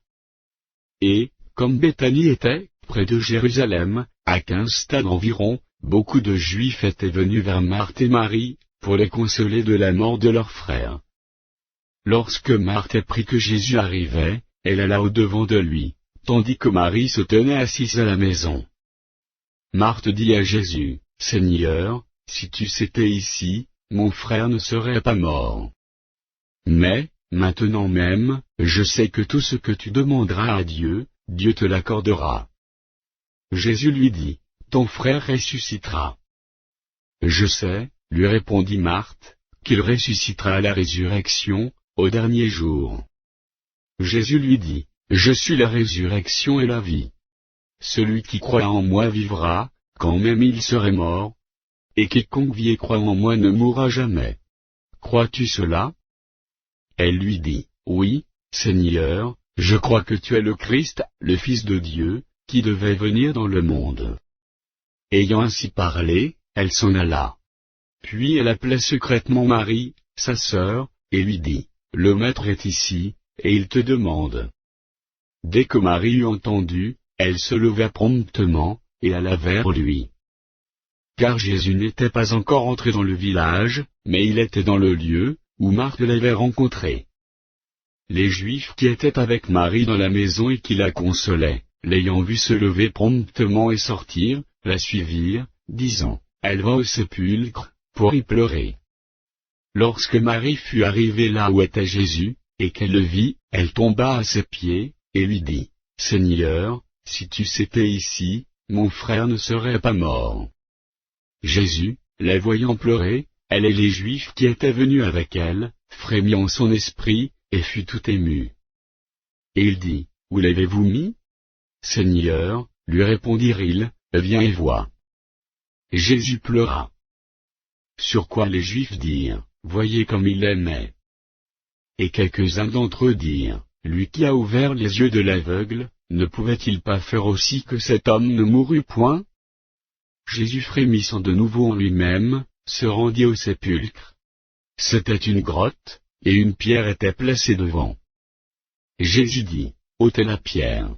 Marthe, la sœur du mort, lui dit, Seigneur, il sent déjà, car il y a 4 jours qu'il est là. Jésus lui dit, ne t'ai-je pas dit que, si tu crois, tu verras la gloire de Dieu? Ils ôtèrent donc la pierre. Et Jésus leva les yeux en haut, et dit, Père, je te rends grâce de ce que tu m'as exaucé. Pour moi, je savais que tu m'exauces toujours, mais j'ai parlé à cause de la foule qui m'entoure, afin qu'ils croient que c'est toi qui m'as envoyé. Ayant dit cela, il cria d'une voix forte, Lazare, sors. Et le mort sortit, les pieds et les mains liés de bandes, et le visage enveloppé d'un linge. Jésus leur dit, déliez-le et laissez-le aller. Plusieurs des Juifs qui étaient venus vers Marie, et qui virent ce que fit Jésus, crurent en lui. Mais quelques-uns d'entre eux allèrent trouver les pharisiens et leur dirent ce que Jésus avait fait. Alors les principaux sacrificateurs et les pharisiens assemblèrent le Sanhédrin, et dirent, Que ferons-nous? Car cet homme fait beaucoup de miracles. Si nous le laissons faire, tous croiront en lui, et les Romains viendront détruire notre ville et notre nation. L'un d'eux, Caïphe, qui était souverain sacrificateur cette année-là, leur dit, Vous n'y entendez rien. Vous ne réfléchissez pas qu'il est, dans votre intérêt qu'un seul homme meure pour le peuple, et que la nation entière ne périsse pas. Or, il ne dit pas cela de lui-même, mais étant souverain sacrificateur cette année-là, il prophétisa que Jésus devait mourir pour la nation. Et ce n'était pas pour la nation seulement, c'était aussi afin de réunir en un seul corps les enfants de Dieu dispersés. Dès ce jour, ils résolurent de le faire mourir. C'est pourquoi Jésus ne se montra plus ouvertement parmi les Juifs, mais il se retira dans la contrée voisine du désert, dans une ville appelée Éphraïm, et là il demeurait avec ses disciples. La Pâque des Juifs était proche. Et beaucoup de gens du pays montèrent à Jérusalem avant la Pâque, pour se purifier. Ils cherchaient Jésus, et ils se disaient les uns aux autres dans le temple, Que vous ensemble? Ne viendra-t-il pas à la fête? Or, les principaux sacrificateurs et les pharisiens avaient donné l'ordre que, si quelqu'un savait où il était, il le déclarât, afin qu'on se saisît de lui. Jean. Chapitre 12. 6 jours avant la Pâque, Jésus arriva à Béthanie, où était Lazare, qu'il avait ressuscité des morts. Là, on lui fit un souper, Marthe servait, et Lazare était un de ceux qui se trouvaient à table avec lui. Marie, ayant pris une livre d'un parfum de nard pur de grand prix, oignit les pieds de Jésus, et elle lui essuya les pieds avec ses cheveux, et la maison fut remplie de l'odeur du parfum. Un de ses disciples, Judas Iscario, fils de Simon, celui qui devait le livrer, dit, Pourquoi n'a-t-on pas vendu ce parfum 300 deniers, pour les donner aux pauvres? Il disait cela, non qu'il se mit en peine des pauvres, mais par ceux qui étaient voleurs, et que, tenant la bourse, il prenait ce qu'on y mettait. Mais Jésus dit, Laisse-la garder ce parfum, pour le jour de ma sépulture. Vous avez toujours les pauvres avec vous, mais vous ne m'avez pas toujours. Une grande multitude de Juifs apprirent que Jésus était à Béthanie, et ils y vinrent, non pas seulement à cause de lui, mais aussi pour voir Lazare, qu'il avait ressuscité des morts. Les principaux sacrificateurs délibérèrent de faire mourir aussi Lazare, parce que beaucoup de Juifs se retiraient d'eux à cause de lui, et croyaient en Jésus. Le lendemain, une foule nombreuse de gens venus à la fête, ayant entendu dire que Jésus se rendait à Jérusalem, prirent des branches de palmier, et allèrent au-devant de lui, en criant, Hosanna! béni soit celui qui vient au nom du Seigneur, le roi d'Israël. Jésus trouva un ânon, et s'assit dessus, selon ce qui est écrit. Ne crains point, fille de Sion, voici, ton roi vient, assis sur le petit d'une ânesse. Ses disciples ne comprirent pas d'abord ces choses, mais, lorsque Jésus était glorifié, ils se souvinrent qu'elles étaient écrites de lui, et qu'il les avait accomplies à son égard. Tous ceux qui étaient avec Jésus, quand il appela Lazare du sépulcre, et le ressuscita des morts, lui rendaient témoignage, et la foule vint au-devant de lui, parce qu'elle avait appris qu'il avait fait ce miracle. Les pharisiens se dirent donc les uns aux autres, « Vous voyez que vous ne gagnez rien, voici, le monde est allé après lui. » Quelques Grecs, du nombre de ceux qui étaient montés, pour adorer pendant la fête, s'adressèrent à Philippe, de Bethsaïda en Galilée, et lui dirent avec instance, « Seigneur, nous voudrions voir Jésus. » Philippe alla le dire à André, puis André et Philippe le dirent à Jésus. Jésus leur répondit, « L'heure est venue où le Fils de l'homme doit être glorifié. En vérité, je vous le dis, si le grain de blé qui est tombé en terre ne meurt, il reste seul, mais, s'il meurt, il porte beaucoup de fruits. Celui qui aime sa vie la perdra, et celui qui est sa vie dans ce monde la conservera pour la vie éternelle. Si quelqu'un me sert, qu'il me suive, et là où je suis, là aussi sera mon serviteur. Si quelqu'un me sert, le Père l'honorera. Maintenant mon âme est troublée. Et que dirai-je? Père, délivre-moi de cette heure? Mais c'est pour cela que je suis venu jusqu'à cette heure. Père, glorifie ton nom. Et une voix vint du ciel, je l'ai glorifié, et je le glorifierai encore. La foule qui était là, et qui avait entendu, disait que c'était un tonnerre. D'autres disaient, un ange lui a parlé. Jésus dit, ce n'est pas à cause de moi que cette voix s'est fait entendre, c'est à cause de vous. Maintenant a lieu le jugement de ce monde, maintenant le prince de ce monde, sera jeté dehors. Et moi, quand j'aurai été élevé de la terre, j'attirerai tous les hommes à moi. En parlant ainsi, il indiquait de quelle mort il devait mourir.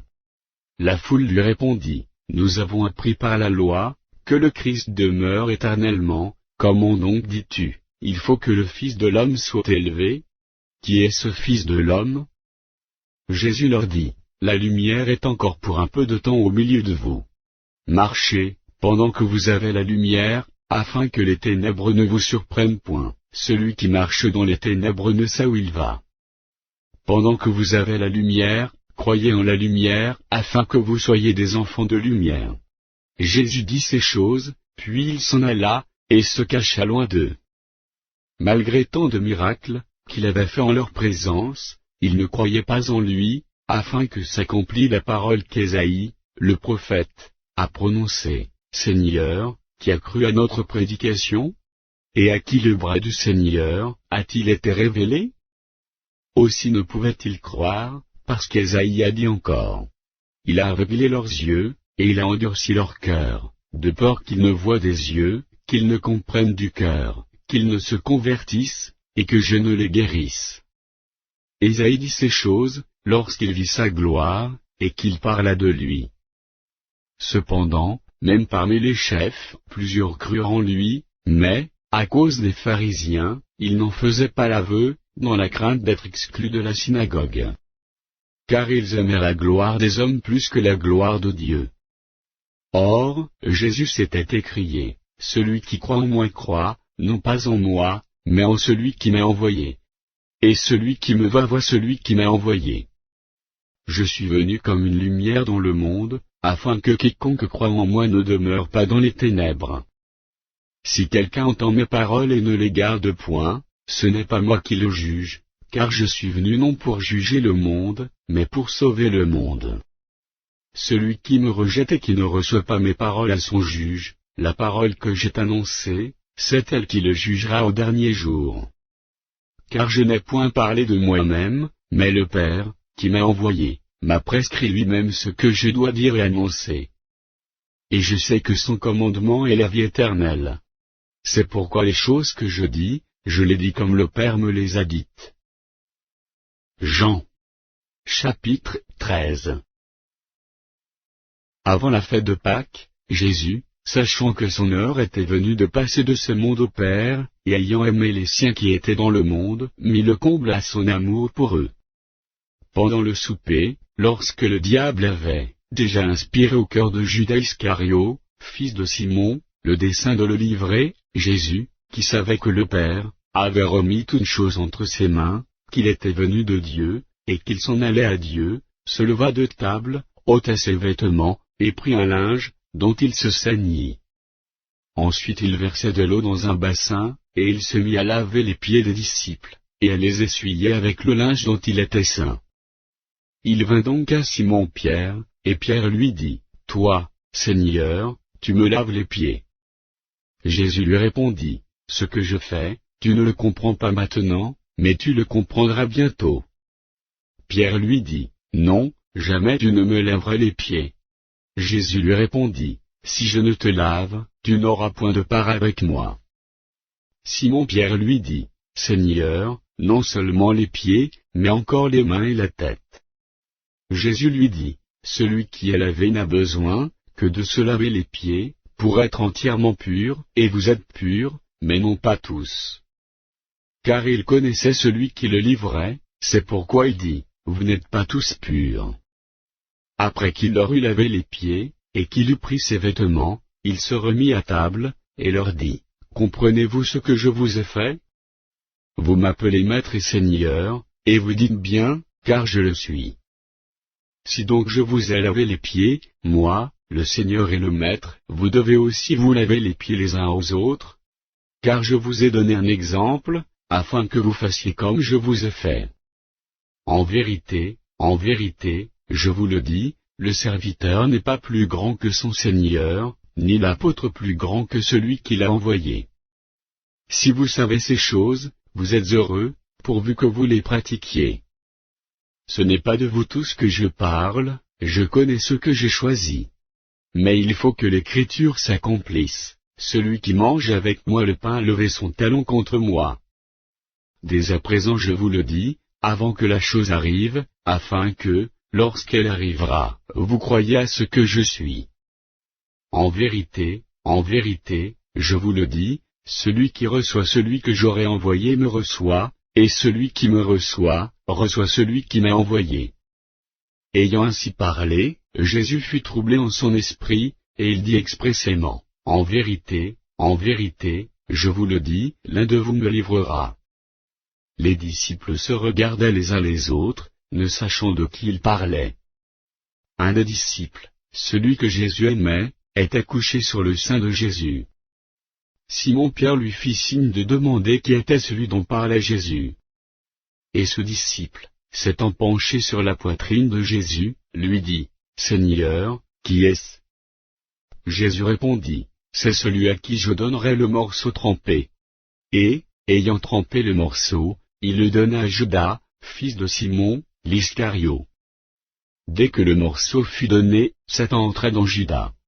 Jésus lui dit, « Ce que tu fais, fais-le promptement. » Mais aucun de ceux qui étaient à table ne comprit pourquoi il lui disait cela, car quelques-uns pensaient que, comme Judas avait la bourse, Jésus voulait lui dire, « Achète ce dont nous avons besoin pour la fête », ou qu'il lui commandait de donner quelque chose aux pauvres. Judas, ayant pris le morceau, se hâta de sortir. Il était nuit. Lorsque Judas fut sorti, Jésus dit, « Maintenant, le Fils de l'homme a été glorifié, et Dieu a été glorifié en lui. Si Dieu a été glorifié en lui, Dieu aussi le glorifiera en lui-même, et il le glorifiera bientôt. Mes petits enfants, je suis pour peu de temps encore avec vous. Vous me chercherez, et, comme j'ai dit aux Juifs, vous ne pourrez venir où je vais, je vous le dis aussi maintenant. Je vous donne un commandement nouveau, aimez-vous les uns les autres, comme je vous ai aimés, vous aussi, aimez-vous les uns les autres. À ceci tous connaîtront que vous êtes mes disciples, si vous avez de l'amour les uns pour les autres. » Simon-Pierre lui dit, « Seigneur, où vas-tu » Jésus répondit, « Tu ne peux pas maintenant me suivre où je vais, mais tu me suivras plus tard. » « Seigneur, lui dit Pierre, pourquoi ne puis-je pas te suivre maintenant? Je donnerai ma vie pour toi. Jésus répondit, tu donneras ta vie pour moi. En vérité, je te le dis, le coq ne chantera pas que tu ne m'aies renié 3 fois. Jean. Chapitre 14. Que votre cœur ne se trouble point. Croyez en Dieu, et croyez en moi. Il y a plusieurs demeures dans la maison de mon Père. Et si cela n'était pas, je vous l'aurais dit. Je vais vous préparer une place. Et, lorsque je m'en serai allé, et que je vous aurai préparé une place, je reviendrai, et je vous prendrai avec moi, afin que là où je suis, vous y soyez aussi. Vous savez où je vais, et vous en savez le chemin. Thomas lui dit, Seigneur, nous ne savons où tu vas, comment pouvons-nous en savoir le chemin? Jésus lui dit, je suis le chemin, la vérité, et la vie. Nul ne vient au Père que par moi. Si vous me connaissiez, vous connaîtriez aussi mon Père. Et dès maintenant vous le connaissez, et vous l'avez vu. Philippe lui dit, Seigneur, montre-nous le Père, et cela nous suffit. Jésus lui dit, il y a si longtemps que je suis avec vous, et tu ne m'as pas connu, Philippe. Celui qui m'a vu a vu le Père, comment dis-tu, montre-nous le Père? Ne crois-tu pas que je suis dans le Père, et que le Père est en moi? Les paroles que je vous dis, je ne les dis pas de moi-même, et le Père qui demeure en moi, c'est lui qui fait les œuvres. Croyez-moi, je suis dans le Père, et le Père est en moi, croyez du moins à cause de ses œuvres. En vérité, je vous le dis, celui qui croit en moi fera aussi les œuvres que je fais, et il en fera de plus grandes, parce que je m'en vais au Père. Et tout ce que vous demanderez en mon nom, je le ferai, afin que le Père soit glorifié dans le Fils. Si vous demandez quelque chose en mon nom, je le ferai. Si vous m'aimez, gardez mes commandements.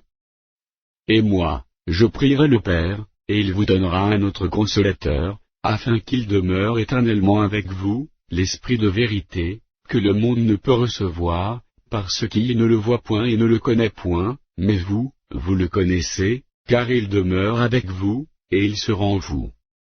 Je ne vous laisserai pas orphelin, je viendrai à vous. Encore un peu de temps, et le monde ne me verra plus, mais vous, vous me verrez, car je vis, et vous vivrez aussi. En ce jour-là, vous connaîtrez que je suis en mon Père, que vous êtes en moi, et que je suis en vous. Celui qui a mes commandements et qui les garde, c'est celui qui m'aime, et celui qui m'aime sera aimé de mon Père, je l'aimerai, et je me ferai connaître à lui. Jude, non pas l'Iscario, lui dit, Seigneur, d'où vient que tu te feras connaître à nous, et non au monde? Jésus lui répondit, si quelqu'un m'aime, il garderait ma parole, et mon Père l'aimera, nous viendrons à lui, et nous ferons notre demeure chez lui. Celui qui ne m'aime pas ne garde point mes paroles. Et la parole que vous entendez n'est pas de moi, mais du Père qui m'a envoyé. Je vous ai dit ces choses, pendant que je demeure avec vous. Mais le Consolateur, l'Esprit Saint, que le Père enverra en mon nom, vous enseignera toutes choses, et vous rappellera tout ce que je vous ai dit. Je vous laisse la paix, je vous donne ma paix. Je ne vous donne pas comme le monde donne. Que votre cœur ne se trouble point, et ne s'alarme point. Vous avez entendu que je vous ai dit, je m'en vais, et je reviens vers vous. Si vous m'aimiez, vous vous réjouiriez de ce que je veux au Père, car le Père est plus grand que moi. Et maintenant je vous ai dit ces choses avant qu'elles arrivent, afin que, lorsqu'elles arriveront, vous croyiez. Je ne parlerai plus guère avec vous, car le prince du monde vient. Il n'est rien en moi. Mais afin que le monde sache que j'aime le Père, et que j'agis selon l'ordre que le Père m'a donné, levez-vous, partons d'ici. Jean. Chapitre 15. Je suis le vrai cep, et mon Père est le vigneron. Tout sarment qui est en moi et qui ne porte pas de fruit, il le retranche, et tout sarment qui porte du fruit, il l'émonde, afin qu'il porte encore plus de fruits. Déjà vous êtes purs, à cause de la parole que je vous ai annoncée. Demeurez en moi, et je demeurerai en vous. comme le sarment ne peut de lui-même porter du fruit, s'il ne demeure attaché au cep, ainsi vous ne le pouvez non plus, si vous ne demeurez en moi. Je suis le cep, vous êtes les sarments. Celui qui demeure en moi et en qui je demeure porte beaucoup de fruits, car sans moi vous ne pouvez rien faire. Si quelqu'un ne demeure pas en moi, il est jeté dehors, comme le sarment, et il sèche, puis on ramasse les sarments, on les jette au feu, et ils brûlent. Si vous demeurez en moi, et que mes paroles demeurent en vous, demandez ce que vous voudrez, et cela vous sera accordé. Si vous portez beaucoup de fruits, c'est ainsi que mon Père sera glorifié, et que vous serez mes disciples. Comme le Père m'a aimé, je vous ai aussi aimé. Demeurez dans mon amour. Si vous gardez mes commandements, vous demeurez dans mon amour, de même que j'ai gardé les commandements de mon Père, et que je demeure dans son amour. Je vous ai dit ces choses, afin que ma joie soit en vous, et que votre joie soit parfaite. C'est ici mon commandement, aimez-vous les uns les autres, comme je vous ai aimé. Il n'y a pas de plus grand amour, que de donner sa vie pour ses amis. Vous êtes mes amis, si vous faites ce que je vous commande. Je ne vous appelle plus serviteur, parce que le serviteur ne sait pas ce que fait son maître, mais je vous ai appelé ami, parce que je vous ai fait connaître tout ce que j'ai appris de mon Père. Ce n'est pas vous qui m'avez choisi, mais moi, je vous ai choisi, et je vous ai établi, afin que vous alliez, et que vous portiez du fruit, et que votre fruit demeure, afin que ce que vous demanderez au Père en mon nom, il vous le donne. Ce que je vous commande, c'est de vous aimer les uns les autres. Si le monde vous hait, sachez qu'il m'a haï avant vous. Si vous étiez du monde, le monde aimerait ce qui est à lui, mais parce que vous n'êtes pas du monde, et que je vous ai choisi du milieu du monde, à cause de cela le monde vous hait. Souvenez-vous de la parole que je vous ai dite, le serviteur n'est pas plus grand que son maître. S'ils m'ont persécuté, ils vous persécuteront aussi, s'ils ont gardé ma parole, ils garderont aussi la vôtre. Mais ils vous feront toutes ces choses à cause de mon nom, parce qu'ils ne connaissent pas celui qui m'a envoyé. Si je n'étais pas venu et que je ne leur eusse point parlé, ils n'auraient pas de péché, mais maintenant ils n'ont aucune excuse de leur péché. Celui qui me hait, est aussi mon Père. Si je n'avais pas fait parmi eux des œuvres que nul autre n'a faites, ils n'auraient pas de péché, mais maintenant ils les ont vues, et ils ont haï moi et mon Père. Mais cela est arrivé afin que s'accomplît la parole, qui est écrite dans leur loi, ils m'ont haï sans cause. Quand sera venu le Consolateur, que je vous enverrai de la part du Père, l'Esprit de vérité, qui vient du Père, il rendra témoignage de moi. Et vous aussi, vous rendrez témoignage, parce que vous êtes avec moi dès le commencement. Jean. Chapitre 16. Je vous ai dit ces choses, afin qu'elles ne soient pas pour vous une occasion de chute. Ils vous excluront des synagogues, et même l'heure vient où quiconque vous fera mourir croira rendre un culte à Dieu. Et ils agiront ainsi, parce qu'ils n'ont connu ni le Père ni moi. Je vous ai dit ces choses, afin que, lorsque l'heure sera venue, vous vous souveniez que je vous les ai dites. Je ne vous en ai pas parlé dès le commencement, parce que j'étais avec vous. Maintenant je m'en vais vers celui qui m'a envoyé, et aucun de vous ne me demande, où vas-tu? Mais, parce que je vous ai dit ces choses, la tristesse a rempli votre cœur. Cependant je vous dis la vérité, il vous est avantageux que je m'en aille, car si je ne m'en vais pas, le Consolateur ne viendra pas vers vous, mais, si je m'en vais, je vous l'enverrai. Et quand il sera venu, il convaincra le monde, en ce qui concerne le péché, la justice, et le jugement. En ce qui concerne le péché, parce qu'il ne croit pas en moi. La justice, parce que je vais au Père, et que vous ne me verrez plus. Le jugement, parce que le prince de ce monde est jugé. J'ai encore beaucoup de choses à vous dire, mais vous ne pouvez pas les porter maintenant. Quand le Consolateur sera venu, l'Esprit de vérité, il vous conduira dans toute la vérité, car il ne parlera pas de lui-même, mais il dira tout ce qu'il aura entendu, et il vous annoncera les choses à venir. Il me glorifiera, parce qu'il prendra de ce qui est à moi, et vous l'énoncera. Tout ce que le Père est à moi, c'est pourquoi j'ai dit qu'il prend de ce qui est à moi, et qu'il vous l'énoncera. Encore un peu de temps, et vous ne me verrez plus, et puis encore un peu de temps, et vous me verrez, parce que je vais au Père. Là-dessus, quelques-uns de ses disciples dirent entre eux, que signifie ce qu'il nous dit, encore un peu de temps, et vous ne me verrez plus, et puis encore un peu de temps, et vous me verrez? Et, parce que je vais au Père? Il disait donc, que signifie ce qu'il dit, encore un peu de temps? Nous ne savons de quoi il parle. Jésus, connu qu'il voulait l'interroger, leur dit, vous vous questionnez les uns les autres sur ce que j'ai dit, encore un peu de temps, et vous ne me verrez plus, et puis encore un peu de temps, et vous me verrez. En vérité, je vous le dis, vous pleurerez et vous vous lamenterez, et le monde se réjouira, vous serez dans la tristesse, mais votre tristesse se changera en joie.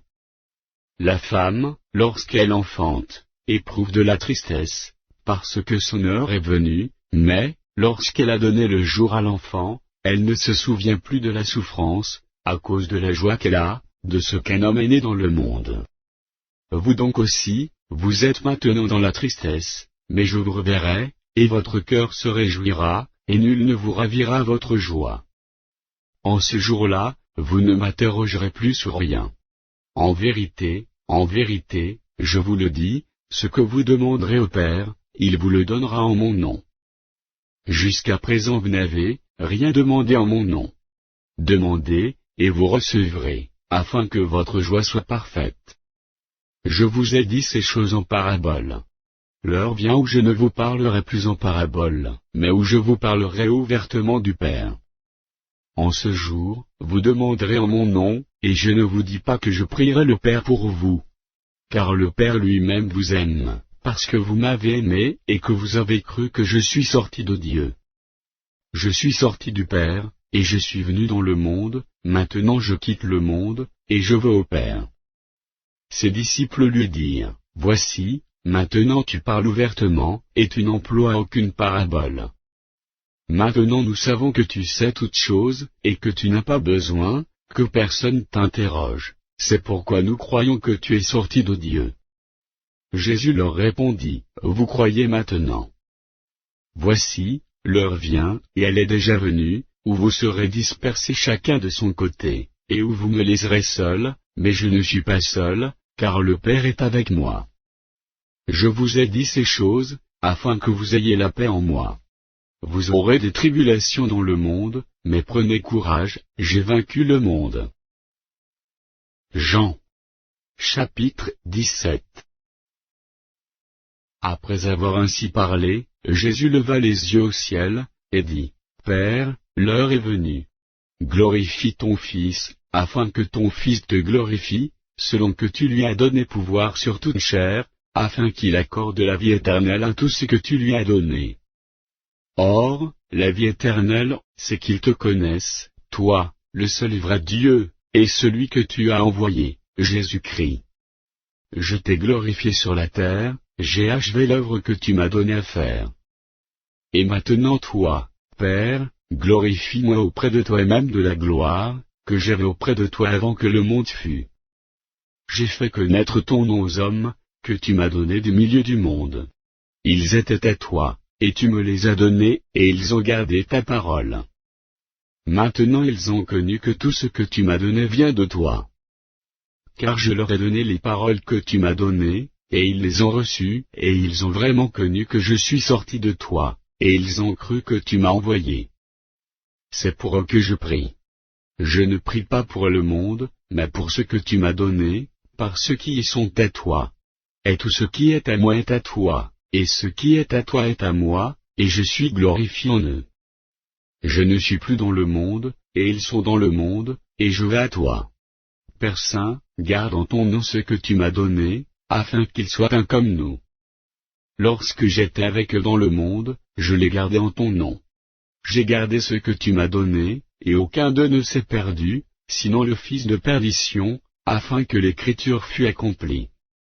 Et maintenant je vais à toi, et je dis ces choses dans le monde, afin qu'ils aient en eux ma joie parfaite. je leur ai donné ta parole, et le monde les a haïs, parce qu'ils ne sont pas du monde, comme moi je ne suis pas du monde. Je ne te prie pas de les ôter du monde, mais de les préserver du mal. Ils ne sont pas du monde, comme moi je ne suis pas du monde. Sanctifie-les par ta vérité, ta parole est la vérité.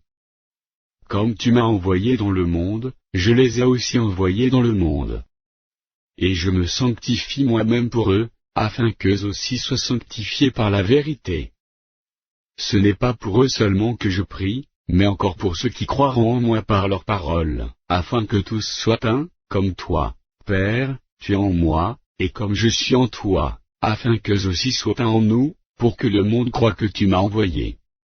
Je leur ai donné la gloire que tu m'as donnée, afin qu'ils soient un comme nous sommes un, moi en eux, et toi en moi, afin qu'ils soient parfaitement un, et que le monde connaisse que tu m'as envoyé et que tu les as aimés comme tu m'as aimé. Père, je veux que là où je suis ce que tu m'as donné soit aussi avec moi, afin qu'ils voient ma gloire, la gloire que tu m'as donnée, parce que tu m'as aimé avant la fondation du monde. Père juste, le monde ne t'a point connu, mais moi je t'ai connu, et ceux-ci ont connu que tu m'as envoyé.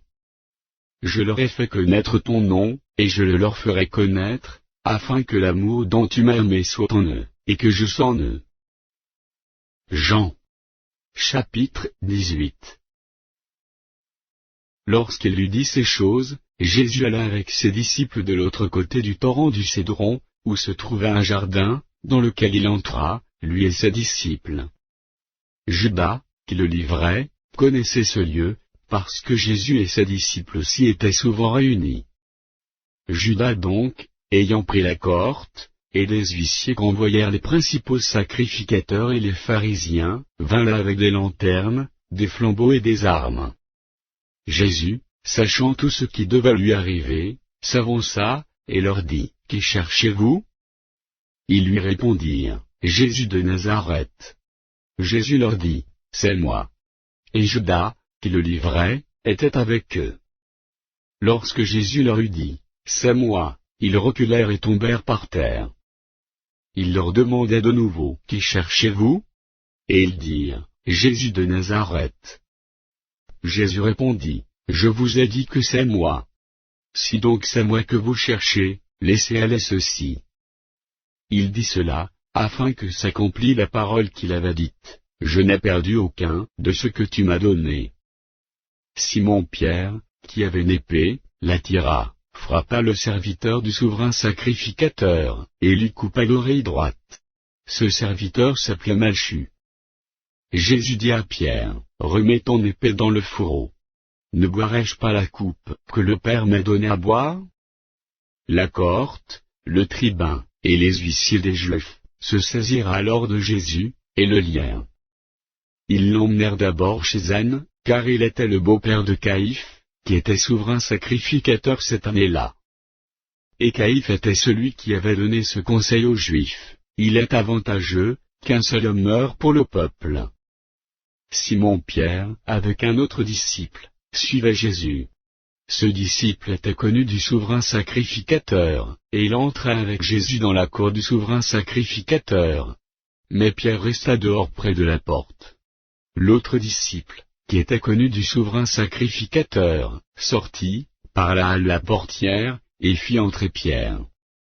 Alors la servante, la portière, dit à Pierre, « Toi aussi, n'es-tu pas des disciples de cet homme » Il dit, « Je n'en suis point. » Les serviteurs et les huissiers, qui étaient là, avaient allumé un brasier, car il faisait froid, et ils se chauffaient.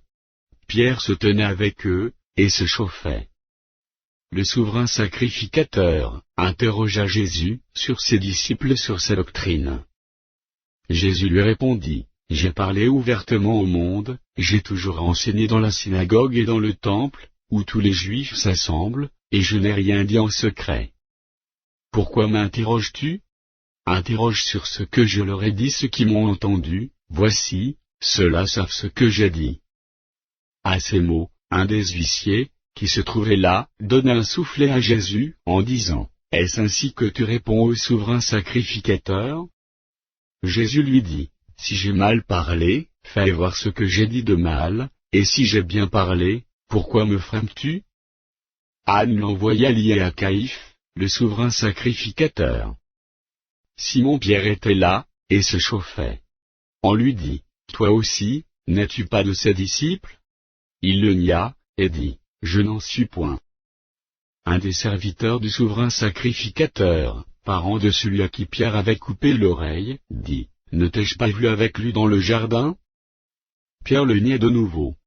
Et aussitôt le coq chanta. Ils conduisirent Jésus de chez Caïphe au prétoire, c'était le matin. Ils n'entrèrent point eux-mêmes dans le prétoire, afin de ne pas se souiller, et de pouvoir manger la Pâque. Pilate sortit donc pour aller à eux, et il dit, quelle accusation portez-vous contre cet homme? Ils lui répondirent, et si ce n'était pas un malfaiteur, nous ne te l'aurions pas livré. Sur quoi Pilate leur dit, prenez-le vous-même, et jugez-le selon votre loi. Les Juifs lui dirent, il ne nous est pas permis de mettre personne à mort. C'était afin que s'accomplît la parole, que Jésus avait dite, lorsqu'il indiqua de quelle mort il devait mourir. Pilate rentra dans le prétoire, appela Jésus, et lui dit, es-tu le roi des Juifs? Jésus répondit, est-ce de toi-même que tu dis cela, ou d'autres te l'ont-ils dit de moi? Pilate répondit, moi, suis-je juif? Ta nation et les principaux sacrificateurs t'ont livré à moi, qu'as-tu fait? Mon royaume n'est pas de ce monde, répondit Jésus. Si mon royaume était de ce monde, mes serviteurs auraient combattu pour moi afin que je ne fusse pas livré aux Juifs, mais maintenant mon royaume n'est point d'ici-bas. Pilate lui dit, tu es donc roi? Jésus répondit, tu le dis, je suis roi. Je suis né et je suis venu dans le monde, pour rendre témoignage à la vérité. Quiconque est de la vérité écoute ma voix. Pilate lui dit, qu'est-ce que la vérité? Après avoir dit cela, il sortit de nouveau, pour aller vers les Juifs, et il leur dit, je ne trouve aucun crime en lui. Mais, comme c'est parmi vous une coutume, que je vous relâche quelqu'un à la fête de Pâques, voulez-vous que je vous relâche le roi des Juifs? Alors de nouveau tous s'écrièrent, non pas lui, mais Barabbas. Or, Barabbas était un brigand. Jean. Chapitre 19. Alors Pilate prit Jésus, et le fit battre de verges. Les soldats tressèrent une couronne d'épines, qu'ils posèrent sur sa tête, et ils le revêtirent d'un manteau de pourpre, puis, s'approchant de lui, ils disaient, salut, roi des Juifs. Et ils lui donnaient des soufflets. Pilate sortit de nouveau, et dit aux Juifs, voici, je vous les mène dehors, afin que vous sachiez que je ne trouve en lui aucun crime. Jésus sortit donc, portant la couronne d'épines et le manteau de pourpre. Et Pilate leur dit, voici l'homme. Lorsque les principaux sacrificateurs et les huissiers le virent, ils s'écrièrent, crucifie! Crucifie! Pilate leur dit, prenez-le vous-même, et crucifiez-le, car moi, je ne trouve point de crime en lui. Les Juifs lui répondirent, nous avons une loi, et, selon notre loi, il doit mourir, parce qu'il s'est fait fils de Dieu. Quand Pilate entendit cette parole, sa frayeur augmenta. Il rentra dans le prétoire, et il dit à Jésus, d'où es-tu? Mais Jésus ne lui donna point de réponse. Pilate lui dit, est-ce à moi que tu ne parles pas? Ne sais-tu pas que j'ai le pouvoir de te crucifier, et que j'ai le pouvoir de te relâcher? Jésus répondit, tu n'aurais sur moi aucun pouvoir, s'il ne t'avait été donné d'en haut. C'est pourquoi celui qui me livre à toi commet un plus grand péché. Dès ce moment, Pilate chercha à le relâcher. Mais les Juifs criaient, si tu le relâches, tu n'es pas ami de César. Quiconque se fait roi se déclare contre César. Pilate, ayant entendu ces paroles, amena Jésus dehors, et il s'assit sur le tribunal, au lieu appelé le pavé, et en hébreu Gabata. C'était la préparation de la Pâque, et environ la 6e heure. Pilate dit aux Juifs, voici votre roi. Mais ils s'écrièrent, ôte, ôte, crucifie-le. Pilate leur dit, crucifierai-je votre roi? Les principaux sacrificateurs répondirent, nous n'avons de roi que César. Alors il le leur livra pour être crucifié. Ils prirent donc Jésus, et les menèrent. Jésus, portant sa croix, arriva au lieu du crâne, qui se nomme en hébreu Golgotha. C'est là qu'il fut crucifié, et 2 autres avec lui, un de chaque côté, et Jésus au milieu. Pilate fit une inscription, qu'il plaça sur la croix, et qui était ainsi conçue, Jésus de Nazareth, roi des Juifs.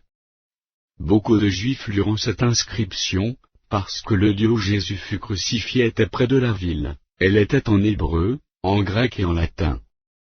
Les principaux sacrificateurs des Juifs dirent à Pilate, « N'écris pas, roi des Juifs.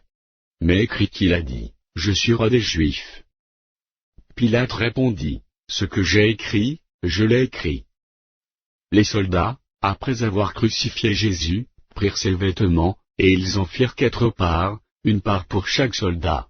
Ils prirent aussi sa tunique, qui était sans couture, d'un seul tissu depuis le haut jusqu'en bas. Et ils dirent entre eux, « Ne la déchirons pas, mais tirons au sort à qui elle sera. » Cela arriva afin que s'accomplisse cette parole de l'Écriture. Ils se sont partagés mes vêtements, et ils ont tiré au sort ma tunique. Voilà ce que firent les soldats. Près de la croix de Jésus se tenaient sa mère et la sœur de sa mère, Marie, femme de Cléopas, et Marie de Magdala. Jésus, voyant sa mère, et auprès d'elle le disciple qu'il aimait, dit à sa mère, « Femme, voilà ton fils. » Puis il dit au disciple, « Voilà ta mère. » Et, dès ce moment, le disciple la prit chez lui. Après cela, Jésus, qui savait que tout était déjà consommé, dit, afin que l'écriture fût accomplie, « J'ai soif. » Il y avait là un vase plein de vinaigre. Les soldats en remplirent une éponge, et, l'ayant fixé à une branche d'hysope, ils l'approchèrent de sa bouche. Quand Jésus prit le vinaigre, il dit, « Tout est accompli. » Et, baissant la tête, il rendit l'esprit. Dans la crainte que les corps ne restassent sur la croix pendant le sabbat, car c'était la préparation, et ce jour de sabbat était un grand jour, les Juifs demandèrent à Pilate qu'on rompît les jambes au crucifié, et qu'on les enlevât. Les soldats vinrent donc, et ils rompirent les jambes au premier, puis à l'autre qui avait été crucifié avec lui. S'étant approchés de Jésus, et le voyant déjà mort, ils ne lui rompirent pas les jambes, mais un des soldats lui perçait le côté avec une lance, et aussitôt il sortit du sang et de l'eau. Celui qui l'a vu en a rendu témoignage, et son témoignage est vrai, et il sait qu'il dit vrai, afin que vous croyiez aussi. Ces choses sont arrivées, afin que l'écriture fût accomplie, aucun de ces os ne sera brisé. Et ailleurs l'écriture dit encore, ils verront celui qu'ils ont percé. Après cela, Joseph d'Arimathée, qui était disciple de Jésus, mais en secret par crainte des Juifs, demanda à Pilate la permission de prendre le corps de Jésus. Et Pilate le permit. Il vint donc, et prit le corps de Jésus. Nicodème, qui auparavant était allé de nuit vers Jésus, vint aussi, apportant un mélange d'environ 100 livres de myrrhe et d'aloès. Ils prirent donc le corps de Jésus, et l'enveloppèrent de bandes, avec les aromates, comme c'est la coutume d'ensevelir chez les Juifs. Or, il y avait un jardin dans le lieu, où Jésus avait été crucifié, et dans le jardin un sépulcre neuf, où personne encore n'avait été mis. Ce fut là qu'ils déposèrent Jésus, à cause de la préparation des Juifs, parce que le sépulcre était proche. Jean. Chapitre 20. Le premier jour de la semaine, Marie de Magdala se rendit au sépulcre dès le matin, comme il faisait encore obscur, et elle vit que la pierre était ôtée du sépulcre. Elle courut vers Simon-Pierre, et vers l'autre disciple que Jésus aimait, et leur dit, « Ils ont enlevé du sépulcre le Seigneur, et nous ne savons où ils l'ont mis. » Pierre et l'autre disciple sortirent, et allèrent au sépulcre. Ils couraient tous deux ensemble. Mais l'autre disciple courut plus vite que Pierre, et arriva le premier au sépulcre. S'étant baissé, il vit les bandes qui étaient à terre, cependant il n'entra pas. Simon-Pierre, qui le suivait, arriva et entra dans le sépulcre, il vit les bandes qui étaient à terre, et le linge qu'on avait mis sur la tête de Jésus, non pas avec les bandes, mais plié dans un lieu à part. Alors l'autre disciple, qui était arrivé le premier au sépulcre, entra aussi, et il vit, et il crut. Car il ne comprenait pas encore que, selon l'Écriture, Jésus devait ressusciter des morts. Et les disciples s'en retournèrent chez eux. Cependant Marie se tenait dehors près du sépulcre, et pleurait. Comme elle pleurait, elle se baissa pour regarder dans le sépulcre, et elle vit 2 anges vêtus de blanc, assis à la place où avait été couché le corps de Jésus, l'un à la tête, l'autre aux pieds. Ils lui dirent, « Femme, pourquoi pleures-tu » Elle leur répondit, « Parce qu'ils ont enlevé mon Seigneur, et je ne sais où ils l'ont mis. » En disant cela, elle se retourna, et elle vit Jésus debout, mais elle ne savait pas que c'était Jésus. Jésus lui dit, « Femme, pourquoi pleures-tu ? Qui cherches-tu » Elle, pensant que c'était le jardinier, lui dit, « Seigneur, et si c'est toi qui l'as emporté, dis-moi où tu l'as mis, et je le prendrai. » Jésus lui dit, « Marie. » Elle se retourna, et lui dit en hébreu, « Rabouni. » C'est-à-dire, « Maître. » Jésus lui dit, « Ne me touche pas, car je ne suis pas encore monté vers mon Père. Mais va trouver mes frères, et dis-leur que je monte vers mon Père et votre Père, vers mon Dieu et votre Dieu. » Marie de Magdala alla annoncer aux disciples qu'elle avait vu le Seigneur, et qu'il lui avait dit ces choses. Le soir de ce jour, qui était le premier de la semaine, les portes du lieu où se trouvaient les disciples étant fermées, à cause de la crainte qu'ils avaient des Juifs, Jésus vint, se présenta au milieu d'eux, et leur dit, « La paix soit avec vous. » Et quand il eut dit cela, il leur montra ses mains et son côté. Les disciples furent dans la joie en voyant le Seigneur. Jésus leur dit de nouveau, « La paix soit avec vous. Comme le Père m'a envoyé, moi aussi je vous envoie. » Après ces paroles, il souffla sur eux, et leur dit, « Recevez le Saint-Esprit. Ceux à qui vous pardonnerez les péchés, ils leur seront pardonnés, et ceux à qui vous les retiendrez, ils leur seront retenus. » Thomas, appelé Didyme, l'un des 12, n'était pas avec eux lorsque Jésus vint. Les autres disciples lui dirent donc, « Nous avons vu le Seigneur. » Mais il leur dit, « Si je ne vois dans ses mains la marque des clous, et si je ne mets mon doigt dans la marque des clous, et si je ne mets mes mains dans son côté, je ne croirai point. » 8 jours après, les disciples de Jésus étaient de nouveau dans la maison, et Thomas se trouvait avec eux. Jésus vint, les portes étant fermées, se présenta au milieu d'eux, et dit, « La paix soit avec vous. » Puis il dit à Thomas, « Avance ici ton doigt, et regarde mes mains, avance aussi ta main, et mets-les dans mon côté, et ne sois pas incrédule, mais crois. » Thomas lui répondit, « Mon Seigneur et mon Dieu. » Jésus lui dit, « Parce que tu m'as vu, tu as cru. Heureux ceux qui n'ont pas vu, et qui ont cru. » Jésus a fait encore, en présence de ses disciples, beaucoup d'autres miracles, qui ne sont pas écrits dans ce livre. Mais ces choses ont été écrites, afin que vous croyiez que Jésus est le Christ, le Fils de Dieu, et qu'en croyant vous ayez la vie en son nom. Jean. Chapitre 21. Après cela, Jésus se montrait encore aux disciples, sur les bords de la mer de Tibériade. Et voici de quelle manière il se montra. Simon-Pierre, Thomas, appelé Didyme, Nathanaël, de Cana en Galilée, les fils de Zébédée, et 2 autres disciples de Jésus, étaient ensemble. Simon-Pierre leur dit, « Je vais pêcher. » Ils lui dirent, « Nous allons aussi avec toi. » Ils sortirent et montèrent dans une barque, et cette nuit-là ils ne prirent rien. Le matin étant venu, Jésus se trouva sur le rivage, mais les disciples ne savaient pas que c'était Jésus. Jésus leur dit, « Enfants, n'avez-vous rien mangé ?» Ils lui répondirent, « Non. » Il leur dit, « Jetez le filet du côté droit de la barque, et vous trouverez. » Ils le jetèrent donc, et ils ne pouvaient plus le retirer, à cause de la grande quantité de poissons. Alors le disciple que Jésus aimait dit à Pierre, « C'est le Seigneur. » Et Simon-Pierre, dès qu'il eut entendu que c'était le Seigneur, mit son vêtement et sa ceinture, car il était nu, et se jeta dans la mer. Les autres disciples vinrent avec la barque, tirant le filet plein de poissons, car ils n'étaient éloignés de terre, que d'environ 200 coudées. Lorsqu'ils furent descendus à terre, ils virent là des charbons allumés, du poisson dessus, et du pain. Jésus leur dit, apportez des poissons, que vous venez de prendre.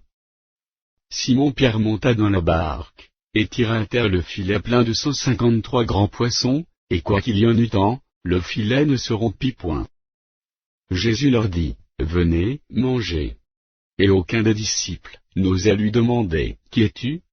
Sachant que c'était le Seigneur. Jésus s'approcha, prit le pain, et leur en donna, il fit de même du poisson. C'était déjà la 3e fois, que Jésus se montrait à ses disciples depuis qu'il était ressuscité des morts.